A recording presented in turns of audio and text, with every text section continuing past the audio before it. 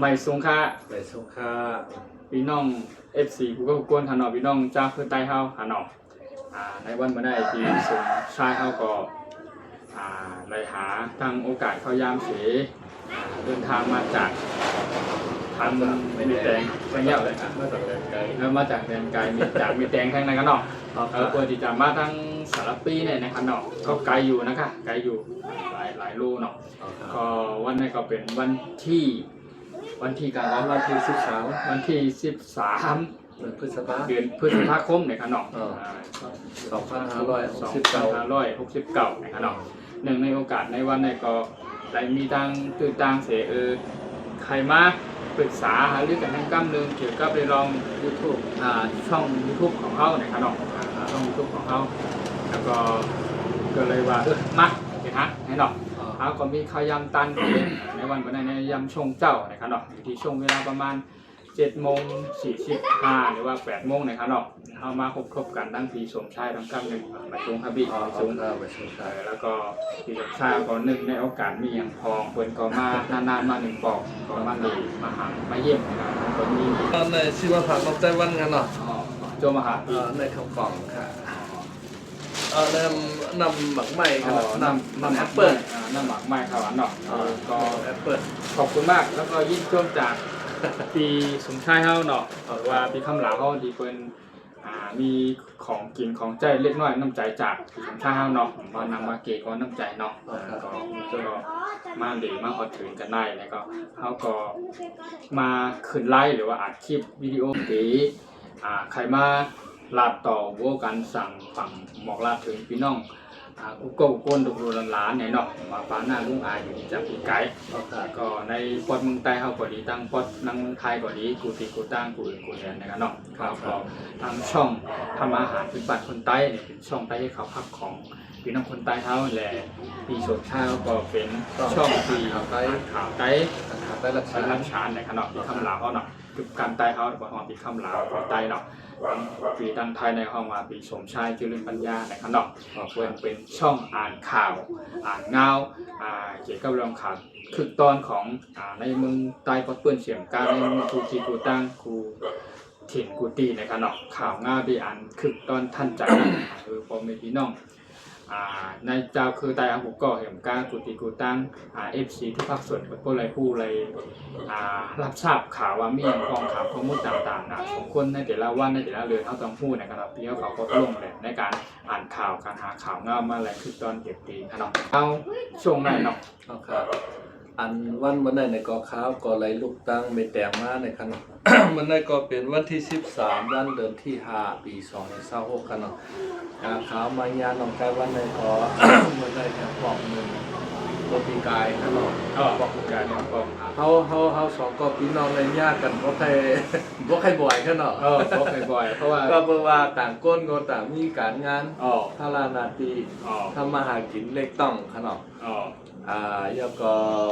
ข้ามอยู่เมแตงแล้วก็น้องชายวันน้องข้ามอยู่สารพีขนมใจแล้วค่ะแล้วก็ข้าก็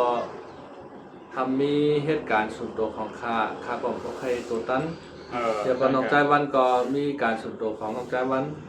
น้องใจวันก็บ่ใครได้ตั้งบ่ใครได้ยุบเนาะน้องใจวันเหตุการณ์อย่างครับตัวไหน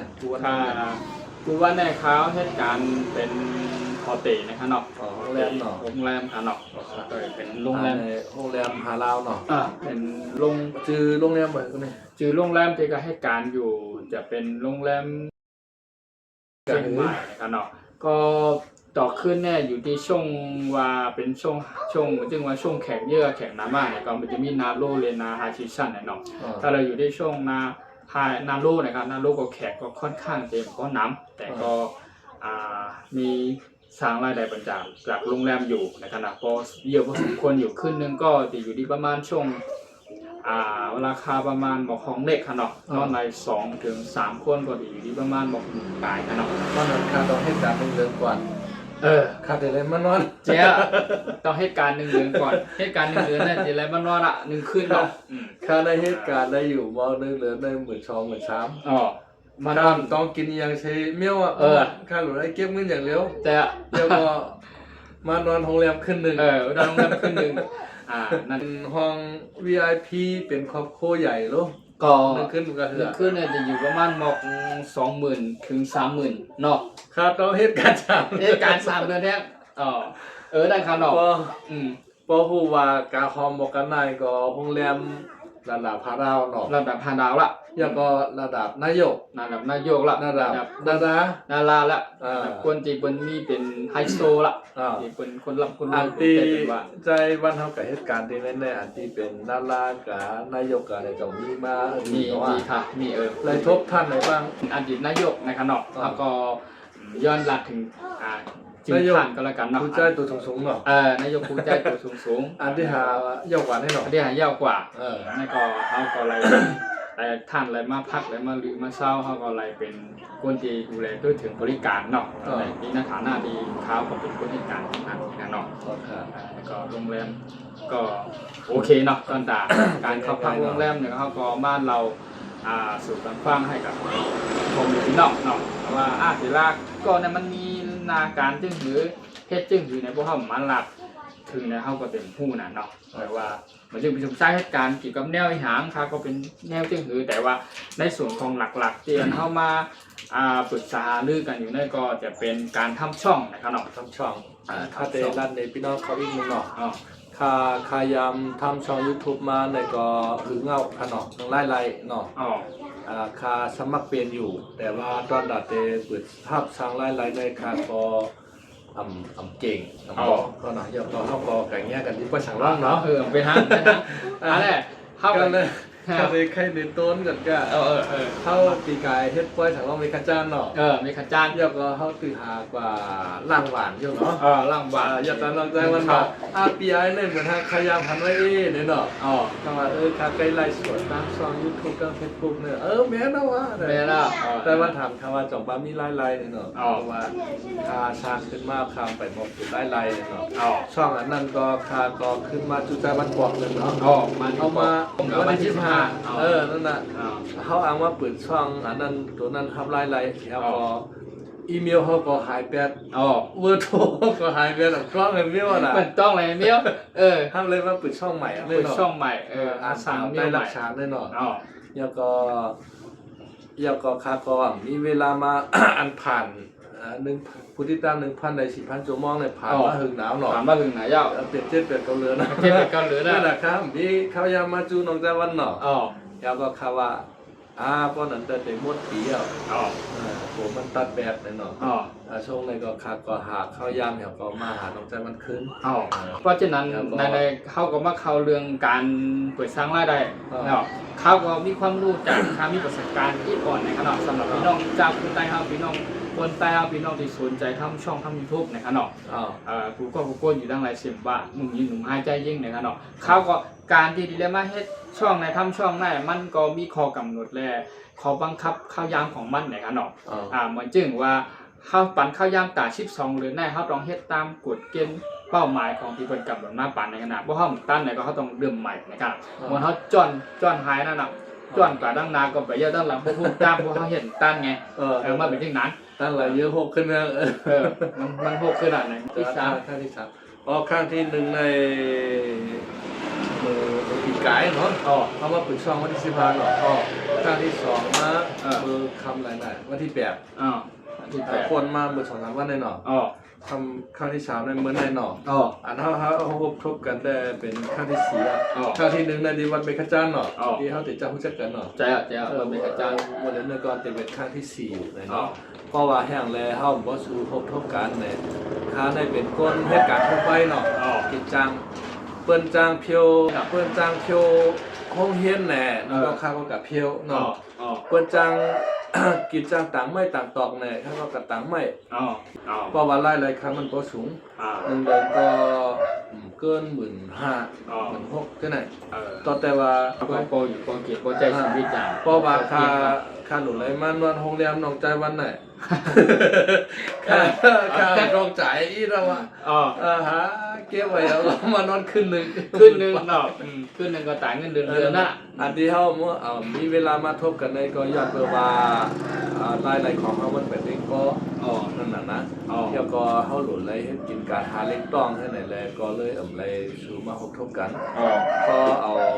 ในกระตั้งนาก็ว่าช่องได้แล้วขาเกิดขึ้นมาเนาะ อ๋อ เงินเฮาขามีมาในเฮาขาพอดี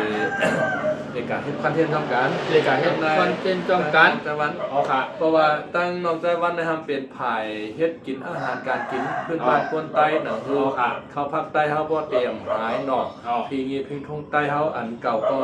อยากเป็นฮือไว้หาย อ๋อ อันใหม่ก็คือมันขึ้นกลับมา อ๋อ นั่นน่ะอันเมนูหวังเมี่ยวในเมื่อปานผูกปานหมอนเฮามันมีมาเนาะ ภาคใต้เฮา นั่นน่ะคือเขาภาคใต้เฮาก็เตรียมไว้หายกะ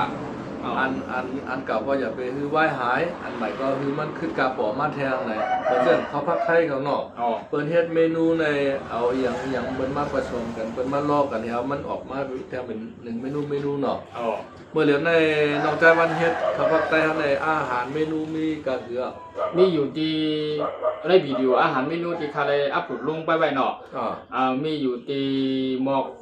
7 ปากปลายค่ะเนาะ เจ็ดปากกว่า 7 ปากกว่าวิดีโอค่ะเนาะ ครับ เก๋ก็เป็นลองการทำอาหารพื้นบ้านของ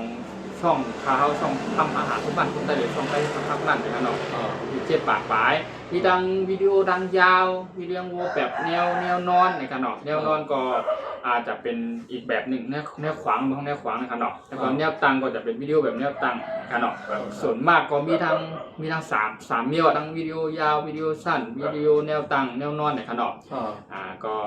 จึงก็ฝากก็มีพี่น้องกูก็กูกวนตีจำตีไกลน้องนี่น้องใจหนุ่มให้ใจยิงกูก็ในค่ะเนาะถามว่าอยู่ตั้งปอดวันในเมืองในพี่น้องเจ้าคือใต้เฮาไหนเนาะอันในอำลาดก็พี่น้องเจ้าคือใต้ก็เป็นที่พูดถึงกันและฮู้อยู่แล้วเนาะการเฮ็ดข้าวภาคใต้เฮาเป็นที่หือว่ามันต้องเพิ่มอย่างเติมอย่างความอร่อยประมาณไหนอย่างเช่นยกตัวอย่างเนื้อลุงก้อนเนี่ยเนาะเนื้อลุงก้อนได้ก็ใครก็เฮ็ดเป็นเนี่ยเนาะใครก็เฮ็ดเป็นเต็มปากเต็มหน้าเต็มลุงกูก็กูอันเปลี่ยนเป็นคนต้นโดยเฉพาะคนทำคนเก่งเนาะแต่ว่าเป็นวัยรุ่นยกใหม่ล้วนหนุ่มให้ใจยิ่งขึ้นมาได้ก่อนไปเฮ็ดเป็นได้กินเป็นมันเจอกินมันหวานข้าวภาคใต้เฮาแต่ว่าข้าเฮาในมีตั้งยังอ่านเห็นบนห้องว่ากำไทยห้องจุดประสงค์หมายถึงว่าจุดประสงค์หรือกำไทยนั่นก็หมายถึงว่าต้องการให้เปิ้นฮู้ถึงพี่น้องชาวต่างชาติแค่คือพี่น้องชาวต่างชาติในไม่รู้จักพี่น้องใต้น้ำ พี่น้องใต้น้ำข้าวใต้น้ำเมนูดังเดิมของใต้น้ำความเป็นมาของพี่น้องคนใต้แลก็มีดังคัดใจดังยังอ่านเสให้บ่เป็นตีฮู้จักกว่าบ่มีพี่น้องกูเจ้าคือกูที่กูตั้งกูอื่นกูแหลมว่าเป็นพี่น้องชาวไทยของเฮากูก็กูก้นมาเป็นพี่น้องชาวใต้เฮากูที่กูตั้งเนาะแล้วก็เมืองนอกเมืองหน้าอยู่ไกลเสียงว่าจำได้เพราะท่องว่าอยู่ในต่างประเทศต่างถิ่นต่างแดนหรือว่าอาจจะอยู่ในตอนราชามหรือว่าอาจจะอยู่ในโซนต่างประเทศไปเนาะที่ใกล้หรือที่ไกลหรือว่าอยู่ในโซนประเทศไทยของเราทุกส่วนเผ่าในขนมทุกภาคถิ่นในขนมใครบนเล่นมารู้จักนำนั้นมาขนาดเนาะเขาภาคใต้เขามันเฮ็ดกินเป็นชื่อหือตั้งแต่การต้มการแกงการปรุงการผัดการคู่ในขนมแต่ข้าย่อมภาพว่าข้าภาคใต้เขาในมันเป็นข้าวภาคปีมิสเน่แนวหนึ่งแต่พอมาบนได้ดีๆเนี่ยถูน้ำใต้เขาเนี่ยหวานน่ะอันใต้เฮาใกล้ว่าหังกันน่ะใต้โถเนาแน่นอนใต้โถเนาได้แต่ว่าข้าวกูเมียวนะข้าวกูเมียวแต่ว่าจื้อมันได้เข้มเนาะจื้อเข้มโถเนาเนี่ยเฮาถามว่ามันเป็นตูเป็นเนาเนาะมันเนาก้อยกะอันใต้เฮาหมอเฮ็ดโถเนาในก็มีโถเนาในจะมีเม็ดโถเนาโคเนาะโนโคแต่ว่าอันโถเนาได้เฮาได้เลยต้มเนาะต้มมันลานๆแต่มันลานให้สังเนี่ยต้มมันลานก้องลานยาวเนี่ยเอาออกมาแล้วก็เอาห่อตองซักแต่ว่าเนาะแล้วก็บ่ห่อยาวตอกมาเทเนี่ยก็เอาไม้แหลมเนาะแช่แล้วก็เอาหมุมไว้ทักมือขึ้น2ขึ้นเนาะประมาณ2ขึ้นน่ะ3ขึ้นดีไม่เฮาเฮ็ดมือกูบอกเลยนะแล้วก็มันได้ชามาเนาะเรียกถุงน้ำชาเฮาโคกินก็ลายเนาะอันนั้นก็เฮาก็อีดเฮ็ดโมเฮ็ดแคบถุงเนาเนาะจ้ะครับลายแล้วก็เฮาก็หาเครื่องกิริยามันหนังว่าคิงว่าจะคล้ายข้าวหอมอยู่ในเนาะบักเพียดเฮ็ดตัวในนั้นข้าวโมเนาะแล้วก็เฮ็ดเป็นแคบแล้วก็เฮ็ดเป็นถุงน้ำส้มเครื่องละลายใจให้เป็นถุงน้ำส้มเครื่องละลายพอถุงน้ำส้มเครื่องได้เฮาหลุดสีแล้วก็ไม่กินกับเขาก็หวานเนาะใจตับเลยเพิ่มเติมบางทีก็ใจเลยเพิ่มเติมบางทีใจนั่นอันในใต้เฮาคำหมอเฮ็ดเนาะแล้วก็ แต่เฮาคันได้แต่เอาถั่วเน่าเฮ็ดได้ถั่วเน่าเม็ดเนาะถั่วเน่าส่งเครื่อง อ๋อ แล้วก็ถั่วเน่าแคบเนาะ อ๋อ แล้วก็เอาเฮ็ดเต้าหู้ ใช่อ่ะ เต้าหู้นั่นนะ เต้าหู้นะครับ เต้าหู้เผือก พี่น้องชาวไทยห้องว่าคือก็ เต้าหู้ เต้าหู้บนห้องว่าเต้าหู้ในเนาะ เต้าหู้ เต้าหู้ที่เขาบอกว่าเต้าหู้เจาะนะเต้าหู้ทอดเต้าหู้พี่น้องชาวใต้หรือพี่น้องชาวไทยใหญ่เนี่ยเนาะ แต่ว่าเต้าหู้ของใต้เฮาเนี่ยมันได้หวานนะ อ๋อ เพิ่นได้เอาซอสตาต้าให้เนาะ จ้ะ แล้วก็เอาผงชูรสต้าพองให้นะ เจ้า พอมาโคกินเนี่ยมันได้ป้องได้หวานดีเนาะ อ๋อเจ้า อันที่ต้าซอสตาเนี่ยได้จางนะเนาะ อ๋อ ได้จางได้บ่หวานแต่ว่าเพิ่นเอากิน อ๋อ แต่ว่าของเต้าหู้ของพี่น้องก้นเมืองเขาได้เปิ้นเนี่ยใส่ซังเนาะ เจ้า มันได้จาง อ๋อ แต่ว่าเนื้อมันก็ทั่วละเอียดดีนะ แล้วก็แตกต่างกันนิดนึงนะครับเนาะแต่กำลังพี่น้องคนใต้เขาเนี่ยที่เจอกินกันมากๆว่าเป็นกล้วยเป็นล่ามว่าข้าวเป็น จัดงานเอียงกระเย่ากล้วยฉังร่องเขาอยู่ตัวอย่างเนาะ อันได้เป็นพี่น้องใต้ตั้งหมอพี่น้องใต้เนาะ อ๋อทั้งหม ก็ ด ในตั้งหมอพี่น้องใต้มีสับแพงในเนาะเกี่ยวกับถั่วเน่าในเนาะ อ๋อ เพิ่นเอามาเฮ็ดน้ำมันองุ่น เจ้า น้ำมันถั่วเหลือง แล้วก็นมเลตซอย เจ้าน มวิตามิล อ๋อ แล้วก็เพิ่นเอามาเฮ็ดแทงซีอิ๊วขาว ซีอิ๊วขาวเจ้า เอามาเฮ็ดแทงเต้าเจี้ยว เรา ใส่ข้าวหุงไผ่แดง เจ้า มีหลายๆเมนูนะหลายๆอย่างน้ำเต๊ะ อ๋อ เพิ่นเดี๋ยวนึ่งไก่ใส่โรยนะให้เป็นแอบคล้ายๆนี่แอบใน85บาทอ่ะ โอ้ หวานมากหวานมันได้มี2เมนูเนาะอันที่เปิ้นเฮ็ดอันใส่เนื้อใส่ปลา อ๋อ อันเจนี่ก็มีเนาะ อ๋อ อันเจนี่ก็มีเนาะ อ๋อ อันเจในอันใส่เนื้อใส่ปลาใน1แอบ75บาท เจ้าเจ้า อันที่ใส่ปลาเนื้อไก่เนี่ย85บาทหวานจ้ะ หวานเปรี้ยวใจ เพราะคำว่าข้าวดาก็ชิมมาผักหน้า กินกับข้าวเหนียว หวานเปรี้ยวใจหวานเปรี้ยวใจหวานเต้ นั่นน่ะ ถูเน่านะ อั มัน น นี้ เปิ้นมาโถนเอาข้าวปูเปิ้งเนี่ยเนาะ อ๋อ เมื่อญี่ปุ่นก็เปิ้นเกี่ยวกินน่ะเขาว่า เจ้า อยากก็โถนเอาในมันแต่มีโปรตีนสูงอ่ะ ถูกต้องแน่นอน ทางเมืองไทยในเปิ้นห้องโถนเอานะเปิ้นในห้องว่าโถเหลือง ถั่วเหลืองอ๋อ เมียนมันสีเหลืองๆนู่นเนาะ อ๋อ แต่ว่าใต้เฮาในถูกที่ห้องโถเหลืองอยู่นะ ถั่วห้องถั่วเหลือง ห้องกับห้องโถนเอาอ่ะ เออ เท่ากับวนว่าอันมือเฮาเฮ็ดเดี๋ยวคือมันเนาเองน่ะเนาะ อ๋อ นั่นน่ะ แต่จริงความเป็นจริงแล้วมันเน่า มันเนา มันหวาน มันหวาน เปรี้ยวใจหวานเปรี้ยวใจครับ เมื่อญี่ปุ่นมันกินนะมันจะปานแล้วมันจะกินน่ะ อ๋อ เมืองไทยในก็เนาในการขัดใหญ่นะ เจ้าเจ้า ค่าผูกโถนเอาปีในรายอยู่ปี50กระสอบ ชิบกระสอบโอ้ไรน้ำแก้วหม้อวันนั้น 50กระสอบในค่ากับขาย15บาท อ๋อ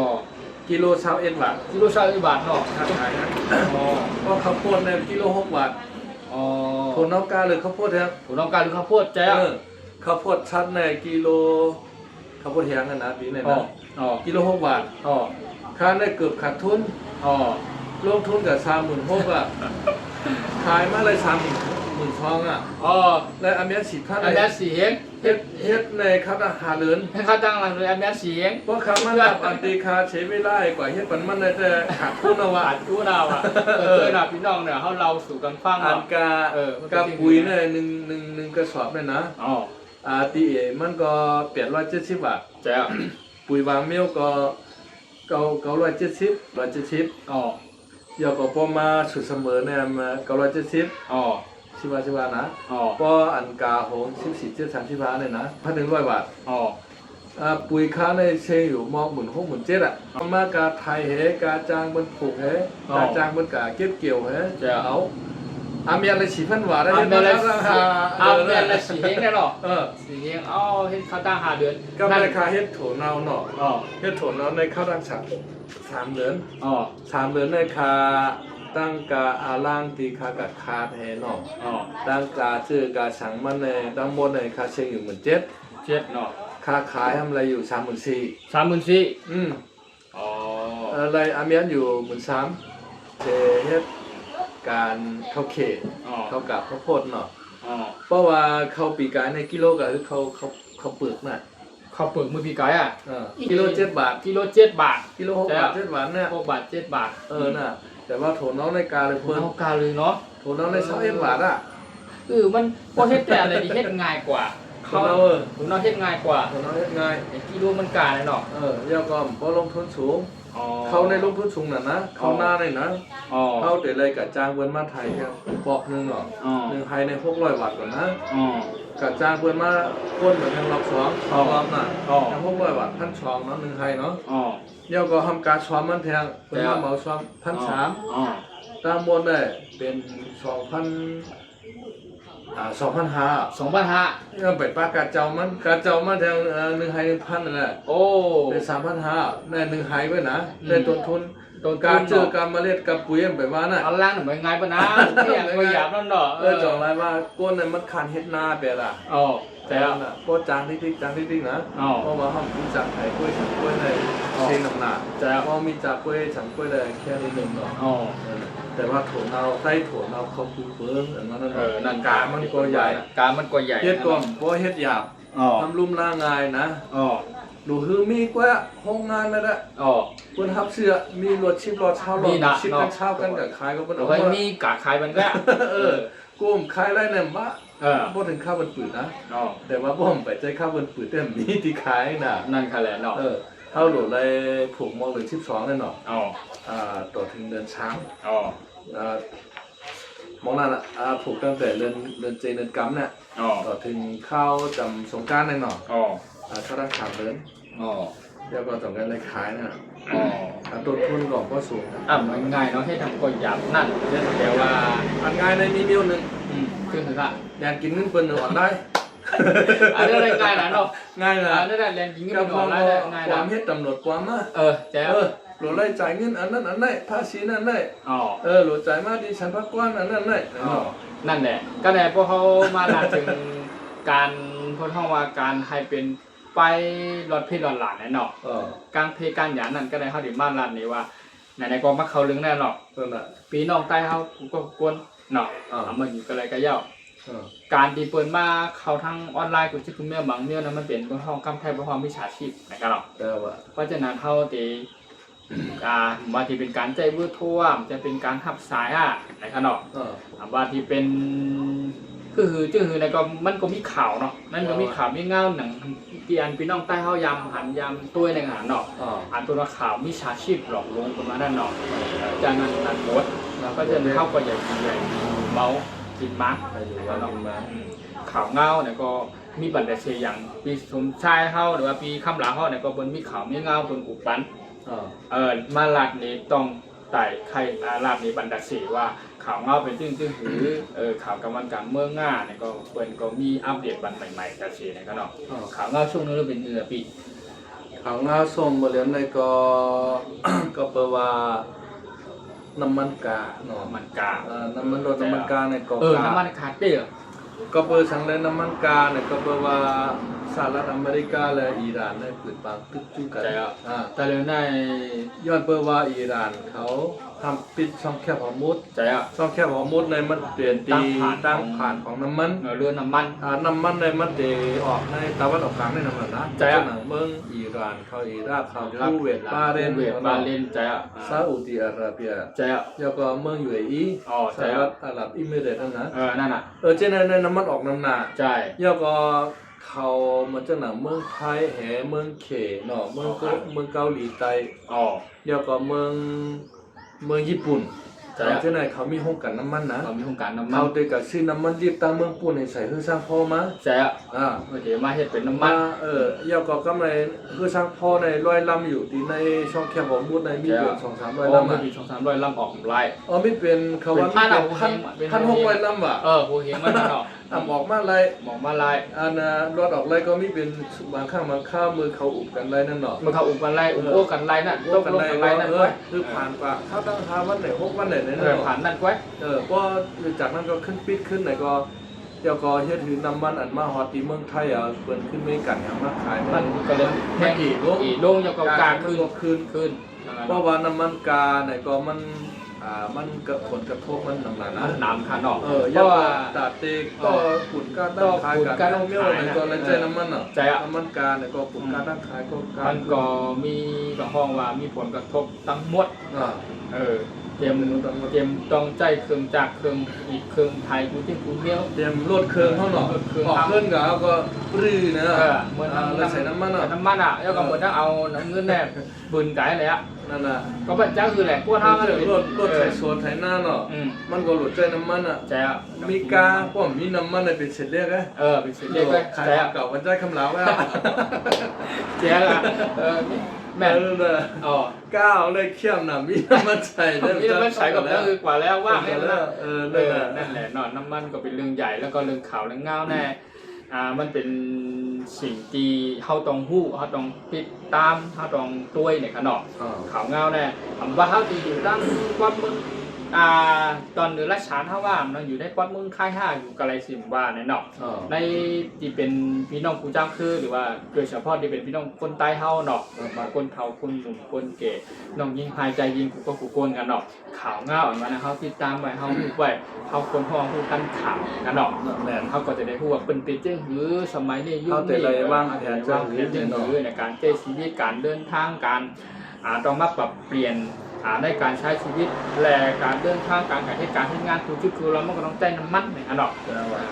มีการเสียตาว่าน้ำมันนี้ก็จะถูกกว่าที่ไว้ในชาติเว้ยนะ ถ้าสมมติ ถ้าเว้ยนะอะไรมันจริงเล็กละลายตังไว้นะมันตังคือดูกันเรากับขายมันพี่ขับเหลาก็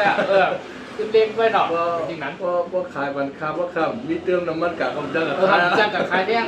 นั่นค่ะแหละ น้ำมันในอายุใหญ่นะ ไอ้ใหญ่เต้นะใหญ่เต้ แต่ว่ามาใจรถไฟฟ้าเนี่ยก็ทำการน่ะเนาะ อารถไฟฟ้าก็ทำการการหา การเองแต่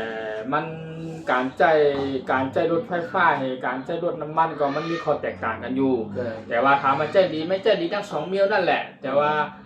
ว่าเป็นรถน้ำมันในก้ามน้ำได้เข้ากับทำกับสินกรไงเฮ็ดไทยเฮ็ดสวนเฮ็ดนาไทยไทยสวนรถไทยเนี่ยการไถรถไถน่ะ รถไฟฟ้านะมีรถเก๋งนั่นน่ะ มีรถเก๋งกันลูก รถกับว่าในแบบนี้ ใช่ว่าเด็กกับคนเขาคนควบคอนขึ้นห้อยขึ้นร้อยมันน้ำลายไง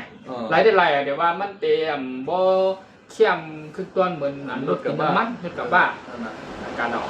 บนห้องว่าตั้งแต่บนห้องน้ำมันดีเซลในขนมกำน้ำรถตีในใจนั่นแหละใจแกโซฮอนเนาะ แก้ซอเปล่านั่นก็ กับ แล้วก็อย่างว่า A20 เรียกว่ามันจะมีข้อแตกต่างกันมันจึงแข่งเลยว่าน้ำมันในมันกาว่าเป็นรถกับบาในรถบรรทุกของเพื่ออาทิใส่ของน่ะมันกาก็คือไหนดีเซลในขนมจริงๆน้ำมันเพิ่นเอามาจากกันแม่บ่อเดียวกันนั่นแหละ บ่เดียวกัน แต่เพิ่นมาแยกแบ่งออกว่าอันนี้สำหรับรถบรรทุกอันนี้ตอนตาดีรถเก๋งสักเก๋นั่นเนาะเราใช้ดีว่านั่นถ้าตารถบรรทุกเนี่ยมันกาเปิดใจกันน้ำ มันอะไรน้ำมันดิบน้ำมันเดียวเนี่ยนะ จ้ะ ที่เปิ้นจะซื้อมาเป็นก้อนเนี่ยนะ จ้ะ มันเป็นของเร็วเนาะ ของเร็วใช่ มันไปจะเป็นน้ำมันจังไหน ใช่ เป็นขั้นเลยเนาะก็อันขั้นต่ำสุดได้เนี่ยก็จะเป็นอันเดียวมัน อันเดียวมัน อันนั้นเปิ้นสามารถเอากับเฮ็ดถุงพลาสติกแบบนี้เลยเนาะ จ้ะ เอาเฮ็ดถุงยางเชี่ยวๆลายเฮ็ดถุงพลาสติกลาย ขั้นที่สองมา เอาเฮ็ดยางจระบี ยางจระบี ขั้นที่สามมาเอาเฮ็ดเป็นน้ำมันเครื่อง น้ำมันเครื่อง น้ำมันเบรกน้ำมันเครื่องคุณเร็วๆขั้นที่สี่มาต่อไปมาเป็น น้ำมัน ดีเซล ดีเซลน่ะ ขั้นที่ห้ามาเป็น91 95 นั่น เบนซิน นั่น แล้วก็น้ำมันแก๊ส แล้วก็น้ำมันเครื่องบิน จ้ะ มันแบบมีหลายดับระดับชั้นของมัน ความละเอียดอ่อนของมันเนาะ ของมัน แต่ว่าน้ำมันเครื่องบินในกาหนามันกันหยาบหนา มันกัดหยาบ มันเป็นเช่นนั้น นั่นแหละเนาะเอาที่ไงเทียง ยาก็มาเลยในอันใดใจงานนำเลยสิเปิ้นก็น้ำมันดีเซลเนาะ น้ำมันดีเซล น้ำมันดีเซลในใจนำไปเปิ้นหมด น้ำรวมหมด ใจเตรียมรถบรรทุกเนาะ บรรทุก รถ4ล้อรถ6ล้อรถไถ รถปั่นไผ่ ปั่นไผ่กูจะกู กู เนื้ เจ อ อ เนาะ กูมิลเครื่องจักรเนี่ยนะจักรไถนาเนี่ยนั่นเนาะ มันเป็นที่นั่นแหละเนาะเขาก็มาอัปเดตข่าวเงากันเกี่ยวกับเรื่องลองน้ำมันที่มันกาเนี่ยเนาะมันเป็นเครื่องมือเนี่ยนั่นค่ะเนาะ นั่นน่ะช่องข่าวของข้าในทำตีเกี่ยวกับข่าวสารวานการเมืองเนาะก็เพราะว่าข้ามป้าวาสนาผ่ายกันวานการเมืองนะครับ เอาคาเตต้วยข่าวการวานการเมืองไหลตึกเมืองไหลเป็นเจ้าหือมีเจ้าหืออยู่วันเมืองเปิ้นขึ้นใหญ่ใหม่ชุงเจ้าหือตกแต้มเจ้าหือเนี่ยนะก็สั่งไรเมืองแต้วในตกแต้มก็สั่งเมืองเปิ้นในขึ้นใหญ่เนี่ยเขาจะมาติดตามข่าวนี้แล้วก็มาแสดงในพี่น้อง แสดงถึงพี่น้องใต้ก็คืนเนี่ยครับเนาะ ข่าวเงาวานคนเมืองไปจึงหือเนี่ยเนาะได้ปอดเมืองไทยไปจึงหือเนี่ยกันเนาะแต่ว่าปอดเมืองเฮาก็ไปจึงหือเนี่ยได้ข่าวงานมาได้มันกูจีกูจ้างกูโหมันต้องมาจู่โจมกันนี่เฮาก็ต้องมาป้องแรงซับแรงนี่เนี่ยอำใจว่ามีข้อมูลมีข่าวมีสังสักอย่างอะไรเฮาได้มาลากอำใจกันเนาะอันนี้เขาลองพูดข้อมูลของมันโตนปลายมันเต้ๆว่ามันเป็นมาจึงหือเศรษฐกิจวางเมืองไปจึงหือข่าวเงาเมืองไปจึงหือความเป็นอยู่การกินอยู่ในแต่ละเมืองไปจึงหือเนาะจึงสมชายเฮาเนาะหรือว่ามีคำลาเขาเนี่ยช่องอ่านข่าวใต้รัชานนะครับเนาะหรือว่าเฮ็ดอ่านข่าวใต้เฮานั่นนะครับเนาะเปิ้นชำนาญการเรื่องนั้นให้เปิ้นฮู้เปิ้นลุ่งแหล่ให้การหาข่าวคึกตันยามทันกูทีกูตั้งเนาะเปิดได้มาสับแรงป่องถึงพี่น้องกูก็ควรเปลี่ยนติดตามข่าวเงาชอบสนใจมีวาสนาใคร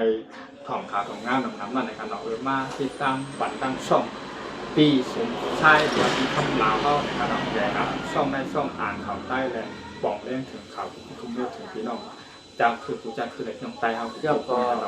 น้องใจวันเฮาเป็นช่องข่าวอันที่ว่าเฮ็ดเกี่ยวกับกระเพาะน้องครับกระเพาะอาหารไต้เฮาหรืออาหารไต้เฮาก็เตรียมหายกว่า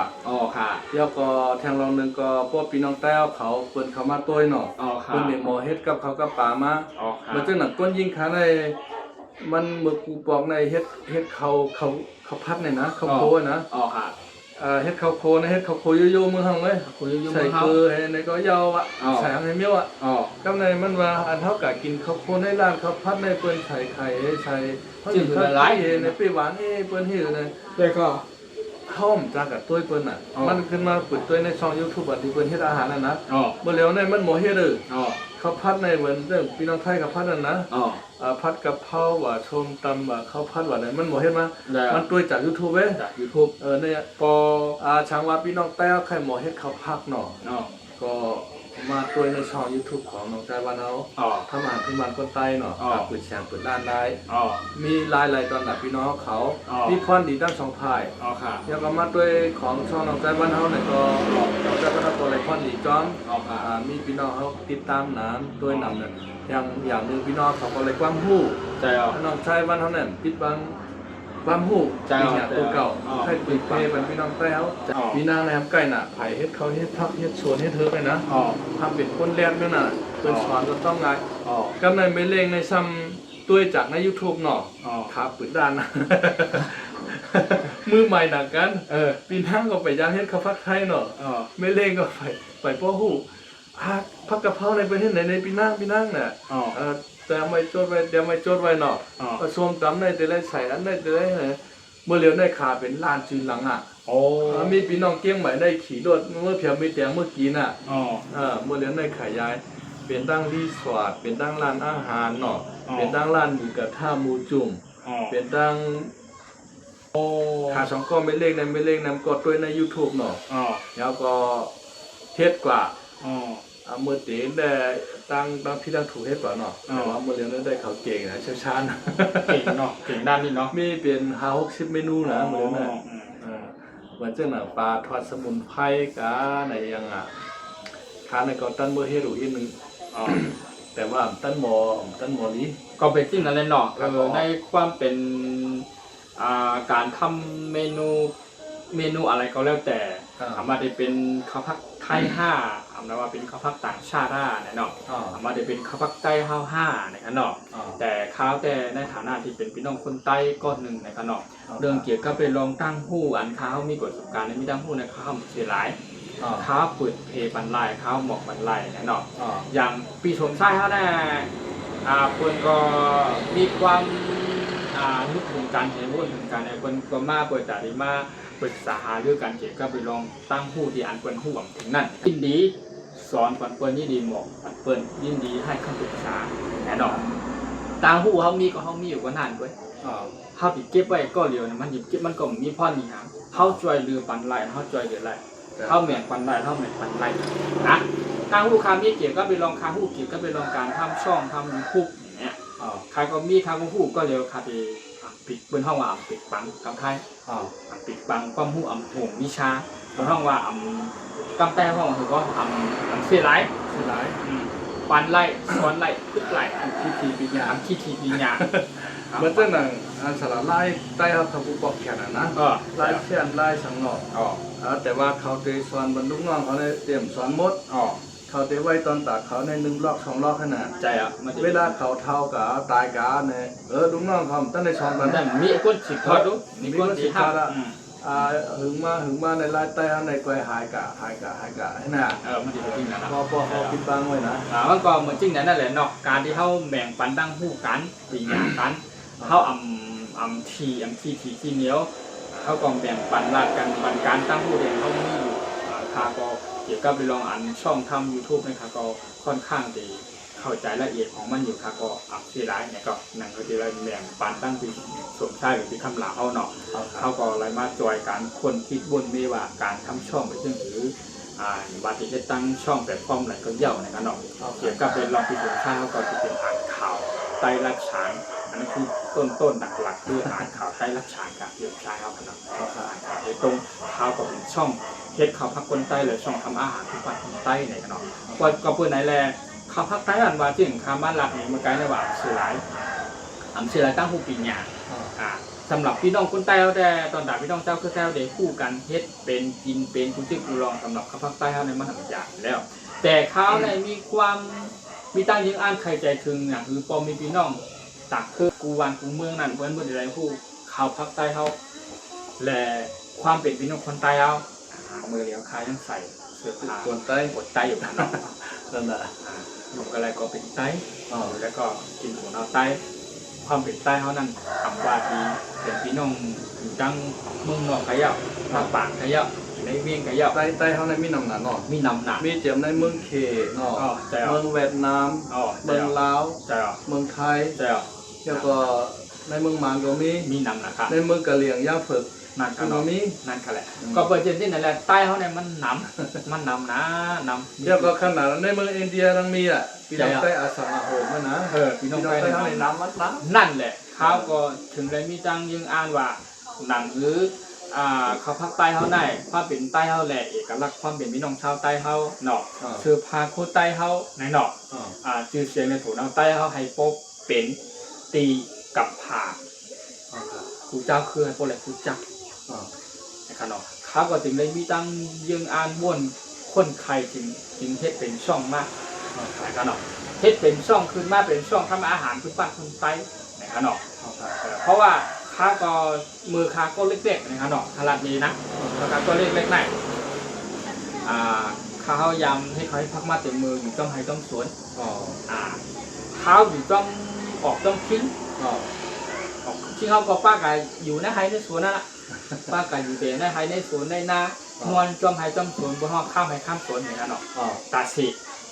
เขาก็เลยป้าเขาเฮ็ดป้าเขากินป้าเขากวาดป้าเขาผูกแล้วก็เนื้อเลือดไตแหละผูกพังไว้การให้เขาให้พักนั่น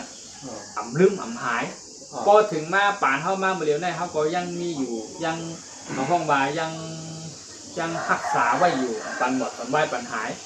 นั่นคือเขาพักใต้เท่านั้นพบตีไรมีกึกหวานกึกเมืองกึกปืนกว่าไอ้พวกเป็นตีหูจับพี่น้องกูเจ้าคือกว่าตั้งมือนานั่นข่าวก็มีดังยังอ้ายรักใจถึงไหนแล้วก็เช็ดช่องเป็นข้าวผักใต้เขาโดยตรงนะครับเนาะแล้วก็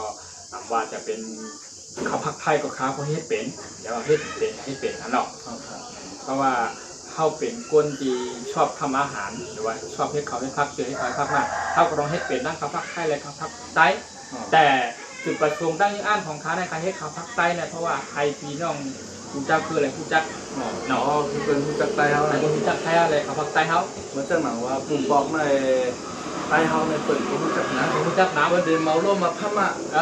ใช่ปัจจุบันนั้นพม่าอะไรนี่นะเด็กพวกมาพูดได้พี่น้องแป้วเนี่ยมีตัง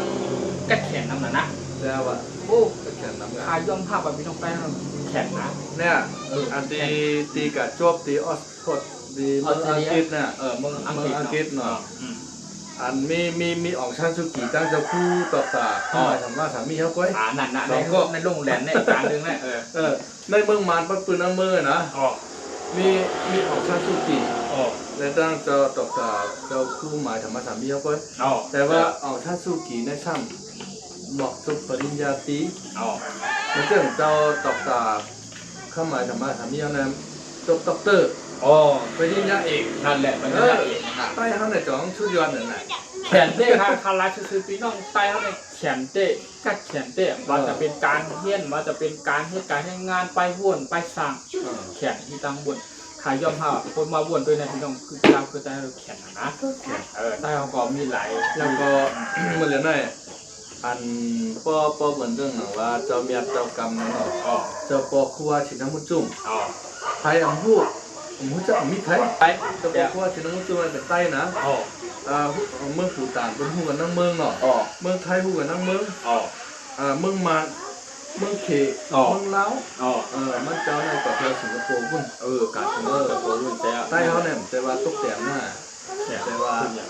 แต่ว่ามันทางไหนกำในใต้เฮาในลายเปรียบเปิ้นหลายนิ้ว อ๋อ เมื่อเร็วในอันหวานหนุ่มใต้เฮาขึ้นมาในเขาเตกะเลื่อนเป็นใต้แบบกา แจ๋ว เป็นนั่งแบบกาในที่นี้มึงมาเนี่ยนะ เล่นกับที่แขนเนาะ กำในเขาละหลายภาษา แจ้ ภาษาอังกฤษก็เขาละลาย แจ้ ภาษาเค เขก็ไล่ กามใต้ก็ไล่กามมานก็ไล่ก็เป็นมาในเขาได้ไล่มาน เดี๋ยวอังกฤษก็แหละ อังกฤษ2นิ้วเอ้ย ใช่ แต่ แต่ ในตัวไล่เปรียบของใต้เฮา ใต้เขาเนี่ยคาวาย่อมภาพว่าแขนที่มือเนี่ยเนาะต้องบนได้แหละ อย่างดิไทยกับไทยเนี่ย อ่า ตัวอักขระมีกี่ตัว ลายมด ไล่ อ่าม าน แล้วก็ลัดปีอ่านปี นั่นน่ะ สุดยอดนะ แล้วก็อังกฤษก็เก่งพี่ต้องไปนะขายย่อมภาพเลยเจ้าก็ไปวนไปคิดไปสร้างก็เก่งนะ แต่ว่าใต้เฮาในขาดอยู่นิ้วหนึง ขาดเรื่องหนึ่ง ขาดน้องความโฮมกัน ความสามัคคี ถ่ายความสามัคคีพระราชเป็นเจ้าว่าตำแม่กันตะบอสุพอน่ะ นั่นแหละ พอขาดข้องโฮมกันหน่อยเป็นรองขึ้นอย่างไรเช่นเลยรองก็เย็น เลย นั่นแหละ อันที่เขาขาดในขาดรองข้องโฮมนี่เลย แล้ว เว้ย ก็ผมไม่เหลือกัน โดนที่ซึกเขา2จุ่มน่ะ อ๋อ อาเสียได้เลยผีน่ะ อ๋อ ผู้ร้ายผู้เขียวน่ะ ไทยมา ทางเชื่อว่าเขาเจ้าพ่อมโฮมกันไร แล้ว อำโลชังอ่ะ ครับผม จ้า ใน ใต้เขาไหน ในตีค้าก็มีคำคุ้มเมืองก็มีตั้งยิงอ่านเลยครับจริงๆนั้น อย่างแรกกวนใต้เขาในอันจานเขียนให้แตกกระจัดกระจายกายอยู่นอกเมืองปลายกว่าอยู่เมืองเคปลายกว่าอยู่เมืองไทยเมืองสิงคโปร์กับอเมริกัน นั่น ย้อนเบอร์ว่าซึ่งใต้เขาในแตกกัน ขนาดนี้นะ คว่ำกัน ก็เป็นกวนที่อยู่ในมุกจุ่มชิกออกมาเป็นจุ่มไหลกระเย่าครับเนาะคามาวนได้นั้นพวกกวนอันมีปีญญาลงแหลนนะกำนันน่ะเป็นพี่ได้ศัตรูผู้เข้มเท่านั้นคาดิบ่เจ็บ เจอก็เขามาคว่ำกันในกับเจอ คาดิหาตื้อตั้งอะไร อย่า ย่าเป็ดครับเจ็บเพราะฉะนั้นใต้เขาเนี่ยมีกวนที่กั้นแขนน้ำลูกแหลนไปปีญญาก็น้ำ ขายย่อมภาพอ่ะนะแต่เดี๋ยวแต่เนี่ยไล่โบราณไล่หลายกว้ามหลายมิ้วหลายภาษา เพราะว่าเขาคว่ำกันในนะ อ๋อ โหเมืองเขาในติดจับเมืองเขต เจ้าติดเมืองเขียน ตีนเมืองเขาในติดจับเมืองไทย เจ้า ตั้งออกในติดจับเมืองลาว เจ้า ตั้งตกในเขาติดจับเมืองมัน อ๋อ ทางเจ้าว่าเขาแบ่งแยกเป็นเรียนลินว่าเมืองใต้เราเรียกว่าขอเนี่ยเนาะเขาแต่ละติดจับเมืองเขตเมืองไทยเมืองลาวเมืองมัน อ๋อ เมืองขางเมืองช้างอะไรก่อน อ๋อนั่นแหละ แล้วก็ทางเจ้าว่าเขา ผ่านออกเมืองฮงตุ้ม อ๋อ เขาจิจำมันเฮ็ดเป็น Federal Democracy เจ้า เพราะว่ามันเป็น Federal Democracy ประชาธิปไตยเตรียมตัวมันเมืองไทยในแคบ อ๋อ ๆเมืองมันเนี่ยถ้าออกเมืองใต้ก็ติดจะเมืองลาวเมืองเขเมืองไทยเนาะ เจ้า แล้วก็ติดจับเมืองบังกลาเทศ เจ้าอินเดีย เมืองใหญ่มหาอำนาจอะไร โอ้ นะ มึงใหญ่ๆทั้งนั้นเลย ลองกล้าลองขายลองหังในเฮาในเต็มในไม่ใจ อะไรมาเจ้า ย้อนเปิดสังในก้นเมืองเฮาทุกข่ายอยู่วันเมืองในเมืองมาในเขาเป็นประชาธิปไตย เขาเป็นประชาธิปไตยไง เขาเอายึดอำนาจเป็น อำนาจ เผด็จการ เผด็จการเป็น เพราะ ใหญ่ เป็นเผด็จการขึ้นมาเพราะซึ่งยึดอำนาจมาในประเทศหนังเมืองอเมริกันเมืองยุโรปในเป็นปีก ปิดไปมาว่าแจ้งวันนั้นมันเป็นไปตามกฎของใน เกณฑ์ของกำพร้า เกณฑ์ของกำพร้า มันมาในขายอะไรอย่างเดียวก็ขายเขาเมืองเขียอย่างเดียว นั่นมึงเขียนไม่เดียวเจ้า เมืองเขได้พันนี้เลยเต็มๆแล้วเขนั่นได้ซื้อราคาถูก เจ้า ๆท่ามกับผลิตมาปันเฮาขายแบบเป๊ะ นั่น ๆ ได้แหละก็อยู่ในเมืองแต้วรู้ที่เป็นหิมกันเฮ็ดคอนแทคเตอร์นี่นะ นั่นอ่ะลองเฮ็ดขีปนาวุธลองเฮ็ดโทรศัพท์เฮ็ดโน้ตบุ๊ก iPhone น่ะ อ๋อ มาจากแหละใช่อ่ะแหละมีกันไร อยู่ในเมืองใต้ มีในเมืองไต้ น่ะมีในเมืองใต้ใช่ พี่น้ อ่ะ องว่ากับพุทธเนาะ อ๋อ ตาแถวตาขี้เล็กจังได๋นะเมืองฉัดเนี่ยนะ โอ้ ผู้เดียวต่างรถต่างก้าส่งขายเมืองเข ใช่อ่ะ เมืองเขไปทะลุงแนวเฮ็ดออกมา อ๋อ เฮ็ดมาปั่นเฮา อ๋อ Vivo Oppo ใช่อ่ะ นั่นน่ะ เอาเข้มหนา อะไรแค่นะเนาะใช่ว่าเดี๋ยวนี้พี่น้องเขาเนาะในเมื่อได้ผ่านมดราคาในบางใจวันเราเฮ็ดราคาค่ะเนาะ อ๋อ เมื่อได้ผ่านไม่ได้นะครับ อ๋อ แค่มาขนาดก็จบของตัวเองนะ อ๋อไปทาง เขาทำก็เอาให้ต่อไปเขาก็ติดกว่าหาถ่ายคอนเทนต์จำกัด เนาะ เนาะ ทางคือตั้งดีเฮ็ดคอนเทนต์จำกัดไหนก็แต่ว่าเมื่อไรได้อำไปเหมาะมา เมื่ ทา อง เนาะ อะไรว่าเขามีกูจะกูเมียพ่อ จะกลุ่มเมีย พ่ พ่ อ อ วางเมียวในก็เพราะมันตึกขาดปัจจัย หลายเมียวอยู่ก็ เมียวอยู่ในก็เตไปจ้างเป็ เป็น นจางเป็น เพราะว่าปัจจัยมันถึงมาในก็เที่ยวเลย แฟนอินออดอ่อนมาเนี่ยก็ไปตุ้ยตั้งหน้ากันเนาะว่าพอมีเครื่องไม้เครื่องมือหรือว่าปัจจัยที่มันพร้อมเพรียงพอมาเนี่ยก็เขาและตั้งช่องทำอาหารคนบ้านคนใต้หรือว่าช่องการให้เขาพักและปีสมชายหรือว่าปีคำหลาเฮาเนี่ยขนาดแล้วครับปีหาตื่นตั้งเดี๋ยวนี้หาเฮ็ดเหมือนจึงว่าคอนเทนต์เกี่ยวกับไปลองอาจจะเป็นช่องในขนาดเป็นช่องมากแห่งช่องหนึ่งเกี่ยวกับไปลองอาจจะเป็นที่มันมีความสนุกสนานเนื้อหาสาระสำคัญเกี่ยวกับไปลองวัฒนธรรมใต้เฮาในขนาดอาจจะมาเกี่ยวกับเรื่องลองข่าวเรื่องธรรมะคองในขนาดเป็นคอนเทนต์แบบที่ว่าที่เฮ็ดเหมือนจึงว่าเป็นช่องขึ้นมาที่ก็ให้ต่างๆเป็นเจืองวัดหนึ่งให้พอมีพี่น้องเขาที่ทุกคนไหลมาตามเลยมาช่วยที่ดังเชื่อใจเกิดใจมันใจที่เขามาช่วยเพราะฉะนั้นกันในสิ่งคาวานั่นหรอกเขาก็มียึงอ่านในความหมายเหมือนกันแต่ว่าขาดปัจจัยและขาดอุปกรณ์ต่างๆนิดนึงนะครับหรอกแค่อินออดมาก่อนป้ายไทยที่ตั้งช่อง YouTube ของปีชมค่ายเขาเนี่ยเดี๋ยวพี่คำหลาเขาให้มีเขาเข้ามาเหือให้มีรายละเต็มตัวที่เป็นตั้งก่อนเขาก็ช่องให้เขาพักใต้เนี่ยก็ให้เขาเฮ็ดช่องแนวไปทางหลายแต่แนวแน่คือแนวคอนเทนต์เนาะ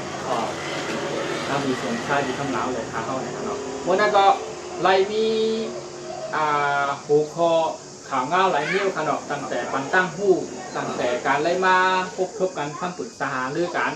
และตั้งแต่มีข่าวเงาเกี่ยวกับเรื่องน้ำมุ่งน้ำบ้านเห็นข่าวต่างวันต่างเมืองขนาดเป็นการคือว่าไปจึงกำแน่ก่อนที่เฮาจะย้อนตั้งข้อในลงไลน์หรือว่าวางคลิปว่านั้นมีได้มีคิดอ่อนป๊อดตอนนึงค่ะดีต้องถามด้วยว่าในฐานะปีคำหลาเขาเป็นคนที่อ่านข่าวลุ่งแหลมในการตามข่าวตั้งเงาไปอ่านข่าวปันไทยพอพี่น้องก่อนผู้บริหารข่าวเงาที่อันสู้รบกันอยู่ได้เร็วได้คือกันตึกกันได้เร็วได้ในเมืองอเมริกันและเมืองอิหร่านเนี่ยเขาคึดกันอยู่เนาะจะรู้เนาะเขาคึดกันอยู่ว่าตึกมังกันแข่งว่าจะเยอะมันเลยได้ก็ตึกแข่งกันอยู่ตึกชิงแข่งกันอยู่นะครับว่าอันตึกกันได้เมื่อในคือตึกไว้ก่อนแล้วก็เพราะว่าตึกกันไฮเคในกับจอยลาดปันอิหร่านว่าจะไปปิดช่องแคบหัวมุดเนาะให้เปิดปันช่องแคบหัวมุดในก็ตึกกันยืดกันในก็เตขึ้นลึกกว่าเตใส่เอ็นแห้งซึ่งเตสืบเป็นปากตึกกันกว่าเรื่องของเรื่องได้ก็มาจากอิหร่านเขาในใครเฮ็ดนิวเคลียร์ใจอ่ะอิหร่านในใครเป็นเมืองมหาอำนาจใครมีนิวเคลียร์แต่ว่าเหมือนตั้งแต่อิสราเอลและอเมริกาในซ้ำใครคืออิหร่านมีเพราะว่าอิหร่านและตั้งอิสราเอลในเขาเป็นเคียนกันมันเป็นจริงไหนเนี่ยตอนกูตีไปตีมาของมันเจ๊ขนาดเก็ไปลองอันนี้ค่ะก็มีตั้งผู้ก่อนอีกปอนหนึ่งเข้ามาเสริมช่วยกันตั้งที่คำหลาเขาเนาะมือคุณตัวโน้ตทำเนี่ยตัวนับเป็นการมือเดียวได้นะมือเป็นบนห้องเป็นอาจุยาไปทางไหนเป็นอาจุยามือก้นมาสมัยแรกสมัยที่หนึ่งเป็นสมัยที่หนึ่งเป็นอะไร1 ปีเป็นหางเนาะ2 ปีเนี่ยกำแน่มันมีเลยเกี่ยวกับเรื่องลองเมืองอิหร่านแน่เป็นห้องว่า ผู้นำใหญ่ๆนั่นผู้นำใหญ่ๆสูงสุดนั่น อายาโตโลลออาลี คาเมโลอาลีคาเมอีแล้วก็มันมีคุณสุไลมานีอ่ะสุไลมานี อ๋อ ที่ นั อั ก น พจน์จุลามณี ที่อันนี่แหละต้นเหตุแรกจุดสมัยต้นเหตุแรกคุณห้องว่าที่อันมันมีการยื้อกันดึกกันมาเนี่ยเหมือนนั้นมาในการเจ็บใจเหนือกันมาเนี่ยสุไลมานีเนี่ยอเมริกันเนี่ยมองว่าเป็นคนดีเป็นผู้นำก่อการท่าย โอ้ผู้เชี่ยวชาญถ่ายเรื่องก่อการ ท่า ถ่าย ย ก่อการท่ายกำแน่อิหร่านเนี่ยมันตักเตือนว่าอย่าพิเทศได้กำพาลูกไม้ได้เขาเป็นผู้นำกำพาเขาต้องเป็นมีอาสั่ง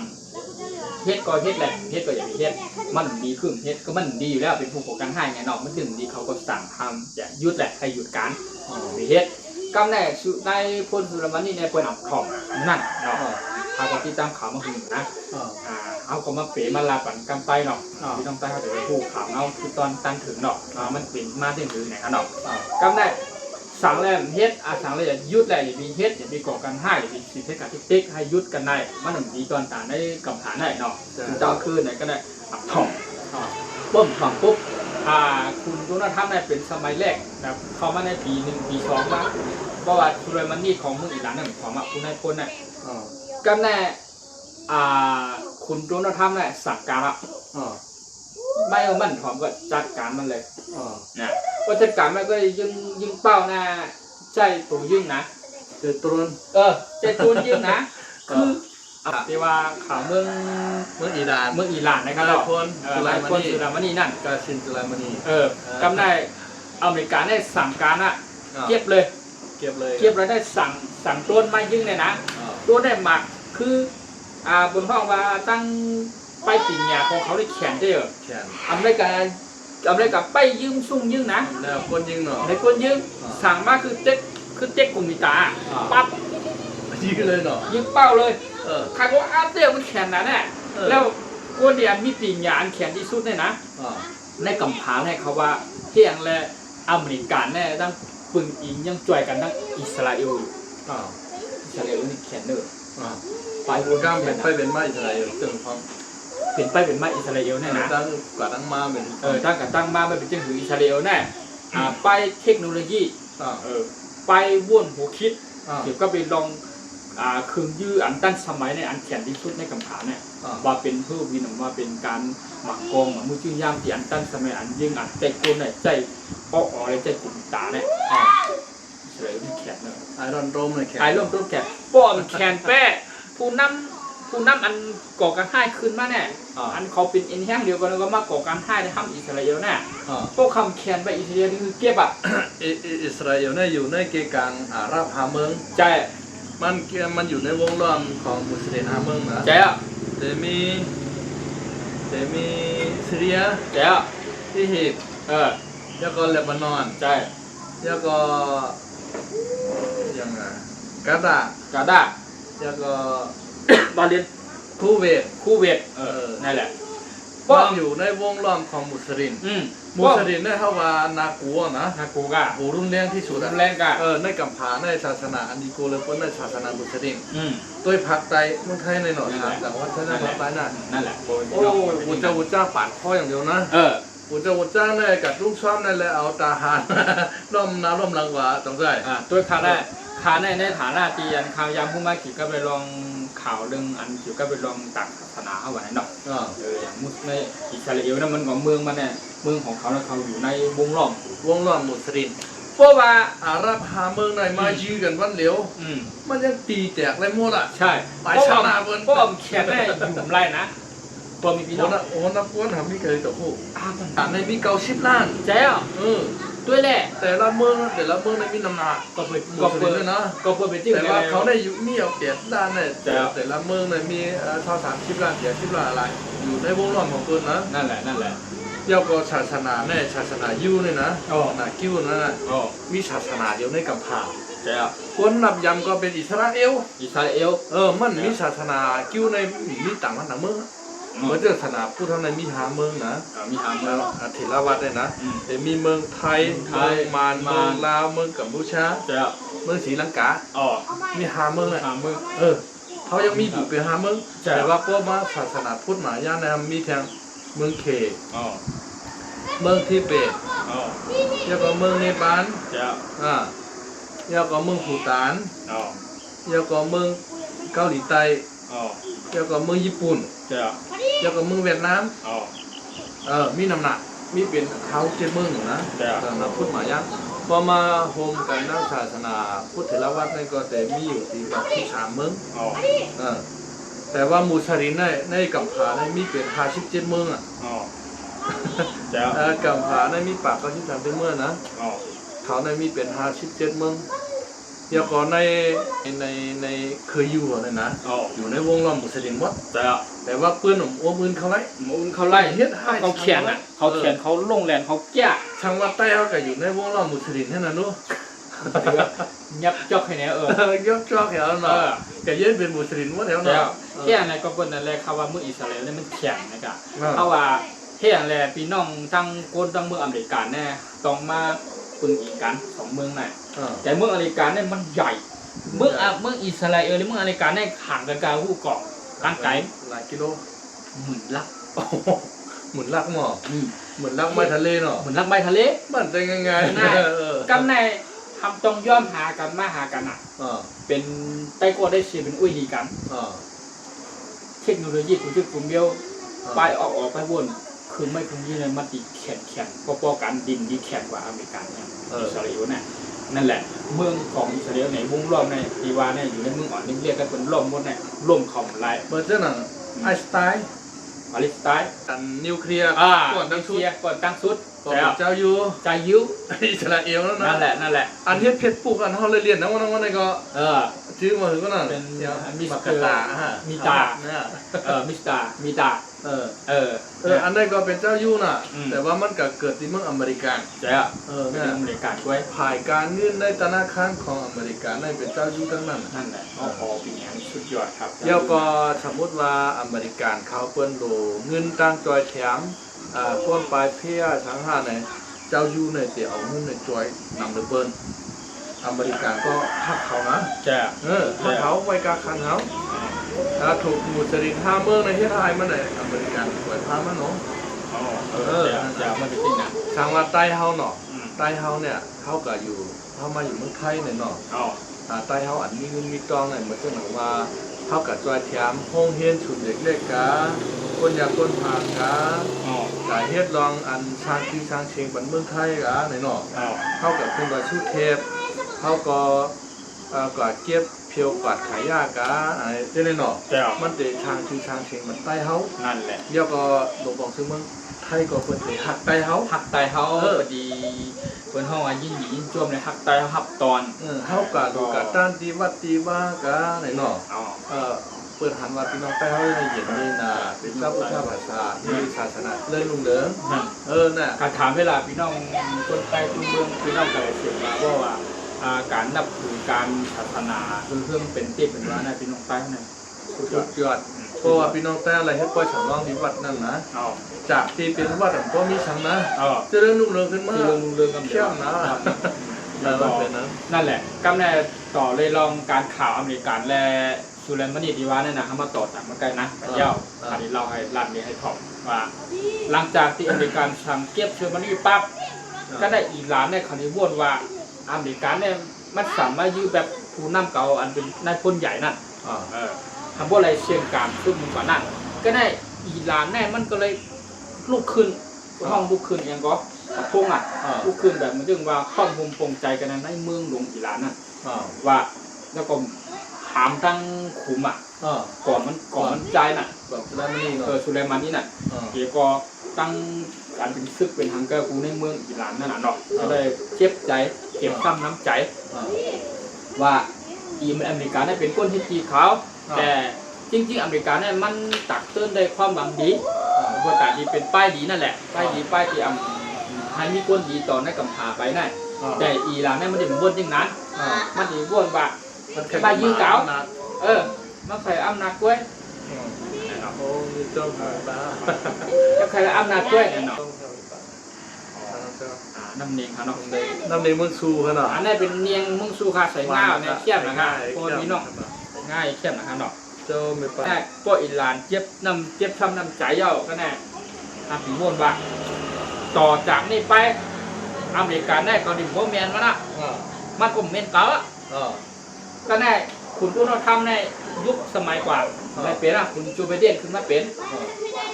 พวกคุณจูไบเดนขึ้นมาเป็นนะจูไบเดนมันกินปอเฮาเหมือน ตัวเราทำ คุณทำแต่ว่าตั้งสองคนเฮ็ดเปิดเพ่งเป้งนั่นแหละว่าคุณทำเฮากว่า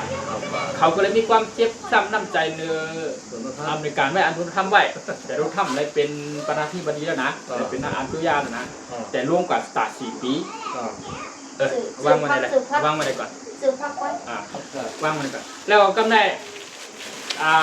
อเมริกาได้โจนาธรรมลงกว่าเย้าโจไบเดนขึ้นมาเป็นเนาะ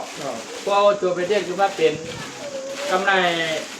โจไบเดนก็กดลงกว่าโจนาธรรมขึ้นเลือกตั้งรายแทงลงจือเรื่องเสียงสบายก็รายแทงเป็นประธานาธิบดีแทงขึ้นเป็นผู้นำแทงเอาละพอโจนาธรรมขึ้นมาปั๊บก็ได้มันมีความเจ็บช้ำน้ำใจกันไม่อยู่เมื่อสุลามานีเมื่อสั่งเก็บการกับเมื่อนั้นเมื่อให้มันไปหวัดให้ไปหมดมันดึงลูกไว้อยู่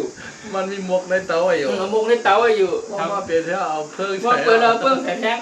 กำได้ลูกเกินว่ากำนั้นมันก็เลยเป็นจุดบนห้องว่าอย่างความจิตช้ำน้ำใจเหมือนไพ่ลูกไพ่ลูกกำแบบก็ได้เพราะตัวเราทำขึ้นมาเป็นแน่เขาหู้อยู่ว่าตัวเราทำดีขึ้นมาเป็นผู้นำแทนตัวเราทำแน่กำแน่เรื่องของเรื่องมันแน่มันจะจึงถืออิสราเอลและปาเลสไตน์เขาว่านั่น